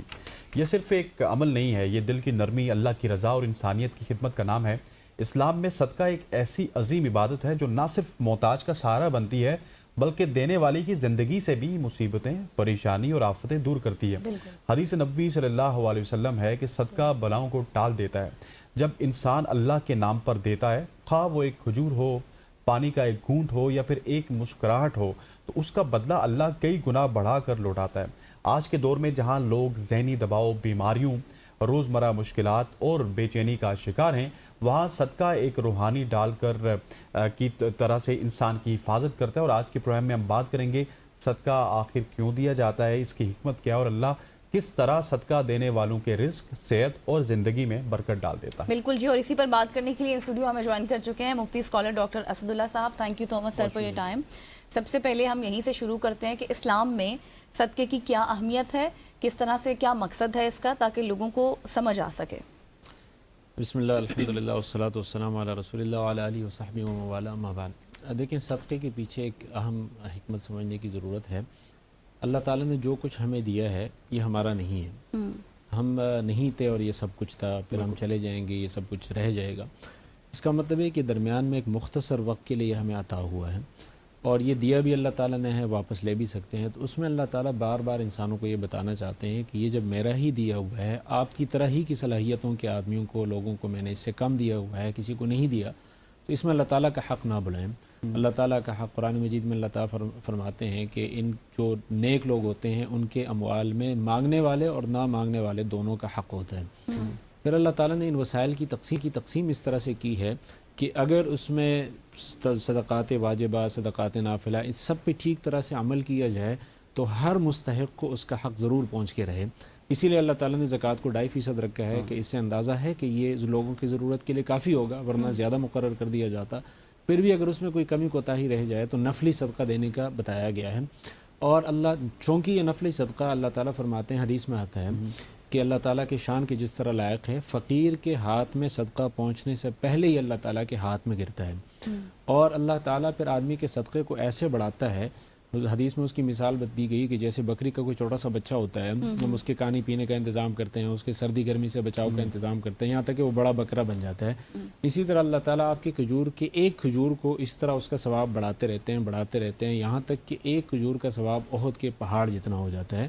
اور اس کی ایک مخصوص مثال اللہ تعالیٰ نے دی ہے کہ جیسے تم کسی زمین میں ایک دانہ ڈالتے ہو اس سے 7 بالیاں نکلتی ہیں، ہر بالی کے اندر 100 دانے ہوتے ہیں، یعنی ایک کی کا بدلہ اللہ تعالیٰ 700 گنا دیتے ہیں، اور اس سے بھی زیادہ واللہ یضاعف لمن یشاء، اللہ تعالیٰ اس سے بھی زیادہ چاہیں تو بڑھا سکتے ہیں۔ تو اس لیے صدقہ جو ہے یہ اللہ تعالیٰ کی رضامندی کو حاصل کرنے کا سب سے مؤثر ترین ذریعہ ہے، اور حدیث میں آتا ہے کہ اللہ تعالیٰ کے غصے کو ٹھنڈا کرتا ہے، خاص طور پہ خفیہ صدقہ، اور بری موت کو روکتا ہے کہ آدمی کو اللہ تعالیٰ پر اچھا خاتمہ نصیب فرماتے ہیں۔ تو اس لیے بار بار قرآن مجید میں صدقہ دینے کی ترغیب دی گئی ہے، اور مسلمانوں کے اوصاف میں اس کو ذکر کیا گیا ہے۔ اس سے روح کو پاکیزگی ملتی ہے، اللہ تعالیٰ کی رضامندی کا ذریعہ ہے، اس کے ذریعے ہم باقی لوگوں کے دکھ درد کا احساس کر کے ان کے ساتھ دکھ درد بانٹتے ہیں، اور انسان جو ہے اس کو ہمیشہ رحم دل ہونا چاہیے، اور اللہ تعالیٰ بھی ان لوگوں پر رحم نہیں کرتا جن کے دلوں میں رحم کے جذبات نہ ہوں۔ تو اس لیے ہمیں چلتے پھرتے آگے اپنے ساتھ پڑوس میں راستے میں جاتے ہوئے ایسے ایسے مواقع دیکھنے چاہیے کہ جس میں ہم صدقہ دے کر اللہ تعالیٰ کی رضامندی کو حاصل کریں، اور اس کے لیے ضروری نہیں ہے کہ آپ اپنی حیثیت سے بڑھ چڑھ کے صدقہ دیں اور اتنا زیادہ دے دیں کہ آپ خود فقیر رہ جائیں، بلکہ حدیث میں آتا ہے حضور صلی اللہ علیہ وسلم نے ایک دفعہ مجلس کے اندر جہنم کی آگ کا ذکر فرمایا، اور صحابہ کرام کو احساس دلانے کے لیے اپنے رخ کو موڑ دیا، جیسے اس کی گرمائش سامنے نظر آ رہی ہے۔ حضور نے فرمایا کہ آگ سے بچو اگر کہ کھجور کے ایک چھوٹے سے ٹکڑے کے ذریعے کیوں نہ ہو۔ تو کھجور کا ایک چھوٹا سا ٹکڑا جو کہ آپ کے لیے ہمارے لیے شاید کوئی عام معمولی حیثیت رکھتا ہے، حضور صلی اللہ علیہ وسلم نے ایک دفعہ خواتین کو نصیحت کرتے ہوئے فرمایا کہ جو تمہاری پڑوسن ہوتی ہیں اس کے لیے کسی بھی چیز کو حقیر نہ سمجھو، اگرچہ کسی بکری کا کر جو اس کا پاؤں ہوتا ہے جو اس وقت کوئی معمولی چیز سمجھا جاتا ہے وہ کیوں نہ ہو، وہ بھی اگر آپ کے پاس ہے اور آپ کی استطاعت اتنی ہی ہے تو آپ جا کے وہ کسی فقیر کو صدقہ دے سکتے ہیں، کسی پڑوسن کو صدقہ دے سکتے ہیں۔ اور غزوہ تبوک میں ایک صحابی نے سارا دن ایک یہودی کے پاس جا کے مزدوری کی، اور اس کے بعد وہ تھوڑی سی کھجوریں لے کے آیا۔ منافقین نے اس کی تمسخر اڑایا کہ اس پہ یہ تبوک کو فتح کرنے جا رہے ہیں اور اس زمانے کی سپر پاور سے لڑنے جا رہے ہیں۔ اللہ تعالیٰ نے قرآن مجید میں آیت اتار دی اور ان کو سمجھایا کہ یعنی اس کا مفہوم سے یہ سمجھانا چاہتے ہیں اللہ تعالیٰ کہ اللہ تعالیٰ اس کی مقدار کو نہیں دیکھتے کہ آپ نے کتنا صدقہ کیا، اللہ تعالیٰ تو آپ کے دل کے اخلاص کو دیکھتے ہیں۔ تو اخلاص کے ساتھ اگر ایک کھجور یا کچھ اس طرح ردی چیز ہو جو کہ عام لوگوں کے استعمال کی نہ ہو لیکن کوئی نہ کوئی اس کا بینیفیشری ہو اور آپ کی استطاعت اتنی ہے، اللہ تعالیٰ اس پہ آپ کو اتنا زیادہ دے سکتے ہیں جتنا کسی اور کو بہت کروڑہ روپے خرچ کر کے دے سکتے ہیں۔ تو اس لیے اس کا اہتمام بھی کرنا چاہیے اور بہت افضل ترین اعمال میں سے ہے۔ اچھا مجھے یہ بتائیے گا کہ صدقے کے حوالے سے بہت سارے لوگ تذبذب کا شکار بھی ہوتے ہیں کہ یہ دیا کس کو جائے، کون اس کا زیادہ اہل ہے، کوئی سفید پوش شخص یا پھر کوئی مدرسہ جانے والا طالب علم یا کوئی اسکول جانے والا طالب علم جس کے والدین اس کی فیس کو افورڈ نہیں کر سکتے، کون کس مد میں صدقے کا نیبرز کو، فیملی کو۔ اصل میں نا اللہ تعالیٰ کے جو خوشی کے لمحات ہیں نا اس کو گنا نہیں جا سکتا، وہ کسی بھی وقت آپ کو ایسا عمل کر دیتے ہیں کہ وہ آپ کی جنت میں داخلے کا ذریعہ بن جاتا ہے۔ جیسے ایک صاحب جا رہے تھے اور راستے میں کتے کو دیکھا کہ وہ جو ہے نا پیاس سے اس کی زبان نکلی ہوئی ہے، تو اس نے جا کے اپنے موزے کے اندر پانی نکالا اور اس کتے کو پلایا، اللہ تعالیٰ نے اس کی مغفرت کر دی۔ اسی طرح ایک صحابی، ایک اور حدیث میں آتا ہے بخاری کی حدیث ہے کہ حضور اللہ تعالیٰ نے قیامت کے دن ایک آدمی کو بلایا، قیامت کے دن ایک آدمی کو بلائیں گے اور اس آدمی کا عمل یہ ہے کہ رستے میں وہ جا رہا تھا، ایک ٹہنی درخت سے نکلی ہوئی تھی، اس نے کہا کہ اس سے لوگوں کو تکلیف ہوگی تو اس نے ہٹا دی اس کو، اللہ تعالیٰ نے اس کی مغفرت کر کے اس کو جنت میں داخل کر دیا۔ تو یہ جو افضل عمل ہوتا ہے نا وہ کسی بھی وقت کوئی ایسا موقع ہے، مثال کے طور پہ آپ جا رہے ہیں، آپ کو کوئی جانور نظر آیا، کوئی فقیر نظر آیا، کوئی ایسا آدمی نظر آیا جس پہ قرضہ ہے، آپ نے اس کا قرضہ اتار دیا، کوئی آدمی علم دین حاصل کرنے کے لیے جا رہا تھا، آپ نے اس کے ساتھ مدد کی، کسی بیمار کے پاس دوائی کے حاصل کرنے کے کا وہ نہیں تھا، آپ نے اس کی کو دوائی لے کر دی۔ اس لیے حضور صلی اللہ علیہ وسلم سے جب پوچھا گیا بہت سارے اوقات میں کہ سب سے افضل ترین عمل کیا ہے، تو کسی کو بتایا کہ نماز پہلے وقت میں پڑھنا، کسی کو بتایا کہ جہاد کرنا، کسی کو بتایا کہ جی کسی مسلمان کے ساتھ مدد کرنا، کسی کو بتایا کہ حج پہ جانا۔ تو یہ ایسا ہوتا ہے کہ کسی بھی وقت کوئی بھی ایسا موقع آ سکتا ہے، کوئی ایسا چانس مل سکتا ہے کہ جس کے ذریعے آپ اللہ تعالیٰ کی رضامندی، خوشنودی اور جنت میں داخلے کا ذریعہ بن سکتے ہیں۔ اس لیے ایک مسلمان کو ہر وقت جو ہے اس ایسے مواقع کی تلاش میں رہنا چاہیے اور اس کا اہتمام کرنا چاہیے۔ اور دوسری بات ہے کہ جیسے جب ہم اس کی مثال یہ ہے نا کہ جیسے جب ہم بھینس لیتے ہیں تو ہماری جو مقصود ہے وہ اس کا دودھ ہوتا ہے، اس کے ساتھ گوبر بھی آ جاتا ہے، وہ بھی آدمی کے ایک فائدے کا ہے۔ تو صدقہ دیتے ہوئے ہمیں براہ راست مقصد جو ہے اللہ تعالیٰ کی رضا ہونی چاہیے، اس کے ساتھ دنیا کے کچھ مقاصد آ جاتا ہے کہ مثال کے طور پہ اللہ تعالیٰ حدیث میں آتا ہے کہ اس سے آپ کا مال بھی بڑھتا ہے۔ تو یہ نہیں کہ ہم صدقہ اس نیت سے دیں کہ مال بڑھ جائے، اس نیت سے دیں کہ ہماری پریشانی ختم ہو، وہ بھی ایک نیت ہے، لیکن براہ راست ہمارا مقصد اللہ تعالیٰ کی رضا اور خوشنودی ہونی چاہیے۔ اس کے ساتھ دنیاوی فوائد بھی ہیں، جس طرح حدیث میں آتا ہے کہ اللہ تعالیٰ کسی بھی بندے کو اگر وہ کسی کو معاف کرتا ہے اللہ تعالیٰ اسے عزت عطا فرما دیں. جو اللہ تعالیٰ کے لیے عاجزی اختیار کرتا ہے اللہ تعالیٰ اسے عزت عطا فرما دیتے ہیں, بڑھا دیتے ہیں, اور جو اللہ تعالیٰ کے لیے دیتا ہے اللہ تعالیٰ اس کا مال بڑھا دیتے ہیں. تو یہ تو اس میں ہوتا ہے. پھر جیسے مثال کے طور پہ خفیہ صدقہ ہے, رشتہ داروں پہ صدقہ ہے, جانوروں پہ صدقہ ہے, اس کے علاوہ باقی اچھا بول ہے جس کا آپ نے ذکر فرمایا. تو یہ مختلف اس کی صورتیں ہیں اور ہر موقع پہ اس کا اہتمام کرنا صحیح. جس طرح سر آپ نے یہ بات کی نا مفتی صاحب کہ ہم صرف مال کا صدقہ نہیں کسی بھی چیز کا صدقہ دے سکتے ہیں, لیکن اس کے آداب کیا ہیں؟ آداب کو بھی ہم نے ملوث خاطر رکھنا ہوتا ہے نا, یہ بھی بتائیے گا. اصل میں پہلی بات تو جو آپ نے اس کی طرف اشارہ کیا کہ کسی بھی چیز کا صدقہ دیا جا سکتا ہے. حدیث میں آتا ہے کہ جب بھی کوئی آدمی صبح کرتا ہے تو اس کے جسم کے اندر 360 جوڑ ہیں, اور جب وہ صحیح حالت میں صدقہ کرتا ہے, ہمیں اصل میں اللہ تعالیٰ کی نعمتوں کا احساس نہیں ہوتا. حدیث میں آتا ہے کہ جس آدمی نے اس حالت میں صبح کی کہ وہ اپنے گھر کے اندر امن سے ہے, اس کے پاس وہ اپنی جسم اس کا سلامت ہے, اس کے پاس صرف 24 گھنٹے کی روزی کا سامان ہے, گویا اس کے لیے اس پورے جہان کو سمیٹ کے اسے دے دیا گیا. جو ہر روز ہمارے پاس یہ نعمت ہوتی ہے لیکن ہمیں احساس نہیں ہوتا. تو یہ 360 جوڑوں کے بدلے حضور نے فرمایا کہ آپ ایک ایک صدقہ دیا کریں. صحابہ نے پوچھا کہ اللہ کے رسول ہم کیسے 360 صدقے دے سکتے ہیں, ہم میں سے تو ہر آدمی کے پاس استطاعت نہیں ہے. تو حضور نے فرمایا کہ جب آپ سبحان اللہ کہتے ہیں یہ بھی صدقہ ہے, الحمدللہ کہتے ہیں یہ بھی صدقہ ہے, کسی سے اچھی نہیں اس سے ملتے ہیں یہ بھی صدقہ ہے, یہاں تک کہ رستے سے کسی کی تکلیف دہ چیز کو ہٹانا بھی صدقہ ہے, کسی کو کوئی اچھی بات کرتے ہیں یہ بھی صدقہ ہے. تو اس لیے ہمیں تمام ان صدقات کے پہلوؤں کا اہتمام کرنا چاہیے. پھر جو آداب ہیں اس میں مثال کے طور پہ جیسے ہم کہتے ہیں کہ جب آپ کسی کو صدقہ دیتے ہیں تو اس میں آپ کی نیت خالص ہونی چاہیے, اس آدمی پہ جتلانا نہیں چاہیے, اور یہ دکھانا نہیں چاہیے. یہ بہت خطرناک بات ہے. ہم کبھی کسی آدمی کے ساتھ احسان کرتے ہیں, پھر ہم اس کو کوئی بات کرتے ہیں وہ نہیں مانتا, تو ہم کہتے ہیں کہ آپ کو یاد نہیں ہے میں نے آپ کے ساتھ کتنا احسان کیا. یہ ایک بول جو ہے نا آپ کی ساری زندگی کے احسانات کو جو ہے نا وہ کر دیتے ہیں. اور احسان جتلانا یہ اللہ تعالیٰ کو زیب دیتا ہے, اسی لیے اس کو منان کہا گیا ہے, اس لیے کہ سب کچھ ہے ہی اس کا. میں نے اگر کسی کو کچھ دیا ہے تو میرا تو نہیں ہے, اللہ تعالیٰ کی دی ہوئی امانت تھی جو میں نے کسی مستحق تک پہنچا دی, اس لیے اس کو جتلانا نہیں بنتا. تو اس کو جتلانا نہیں چاہیے, پر اس میں ریا نہیں کرنی چاہیے. قیامت کے دن ایک سخی کو بلایا جائے گا, اللہ تعالیٰ اس سے پوچھیں گے کہ آپ نے کیا عمل کیا, وہ کہے گا کہ میں نے آپ کا سارا کچھ دیا ہوا اللہ کے راستے میں آپ کی رضا کی خاطر صدقہ کیا. اللہ تعالیٰ فرمائیں گے کہ نہیں آپ نے جھوٹ بولا, آپ نے اس لیے صدقہ کیا کہ آپ کو سخی کہا جائے اور وہ آپ کو دنیا میں بدلہ مل گیا. اور پھر فرمایا جائے گا کہ یہ جو 3 لوگوں سے سب سے پہلے جہنم کی آگ کو بھڑکایا جائے گا اس میں یہ سخی بھی ہوگا جس نے اس لیے صدقہ کیا کہ اس کو سخی کہا گیا جائے. تو اس لیے ہم اکثر جو ٹرسٹ ہوتے ہیں, ہم تصویریں وغیرہ بناتے ہیں, اس کی کچھ اغراض و مقاصد ہو سکتے ہیں, لیکن کوشش کرنی چاہیے کہ صدقہ خفیہ ہاتھ سے, اور قیامت کے دن عرش کے سائے میں جن لوگوں کو جگہ ملے گی اس میں ایک وہ بھی ہوگا کہ جس نے اپنے دائیں ہاتھ سے ایسا صدقہ دیا کہ اس کے بائیں ہاتھ کو بھی نہیں پتہ چلا. تو اس لیے خفیہ صدقہ بری موت کو روکتا ہے, اللہ تعالیٰ کے غضب کو ٹھنڈا کرتا ہے. تو اس لیے خفیہ دینے کا بھی اہتمام کرنا چاہیے, اور ایسے مواقع کی تلاش میں ہمیں رہنا چاہیے کہ جس میں ہم اللہ تعالیٰ کی رضامندی کو حاصل کرنے کا. کوئکلی مجھے بتائیے گا کہ اکثر ہم لوگ دیکھتے ہیں ہم اپنی پرانی چیزیں, پرانے کپڑے, پرانے جوتے وہ بھی کسی غریب غربا میں بانٹ دیتے ہیں, اور اس وقت بھی ہمیں تھوڑا سا ہوتا ہے کہ ہم نے وہ دے دیا, صدقہ دے دیا. یہ بھی کرنا چاہیے یا دیکھیں اس میں 2 چیزیں ذہن میں رکھنی چاہیے. قرآن مجید میں صحابہ کرام کو کہا گیا کہ تم جب مسجد نبوی میں اصحاب صفہ کے لیے کھجور لاتے ہو تو تم اپنے باغ کے اندر گھومتے ہو, اور جو سب سے ردی کھجور ہوتی ہے تم لا کے مسجد میں اسے لٹکا دیتے ہو, حالانکہ اللہ تعالیٰ بہت غنی ہے. اس میں ان کو بتایا گیا کہ آپ اپنا قیمتی مال بھی صدقہ کریں. تو آدمی کو اپنا قیمتی مال بھی صدقہ کرنا چاہیے, اور جو اس طرح فالتو ہو اسے بھی صدقہ کر دینا چاہیے, وہ بھی ثواب ہے. لیکن یہ نہ ہو کہ آدمی ہمیشہ وہی چیز صدقہ کرے, عادت ہی وہ بنا دے.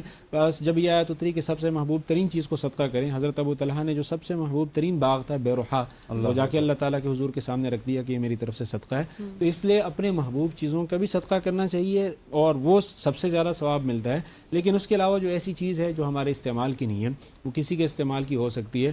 بہت سارے ممالک میں آپ نے دیکھا ہوگا وہاں پہ لکھا ہوتا ہے وال آف تھینکس, یا اس طرح کی جہاں پہ آپ اپنا فالتو چیزیں رکھ دیتے ہیں وہ لوگوں کے کام آ جاتی ہیں. یہاں پہ اس کا اہتمام نہیں ہے, لیکن ہمیں انفرادی طور پہ اس کا اہتمام کرنا چاہیے. معاشرے کے اندر ایسی ضروریات, ابھی سردی ہے, بہت سارے لوگوں کو سردی لگتی ہے, ان کے پاس سردی سے بچاؤ کا سامان نہیں ہوتا.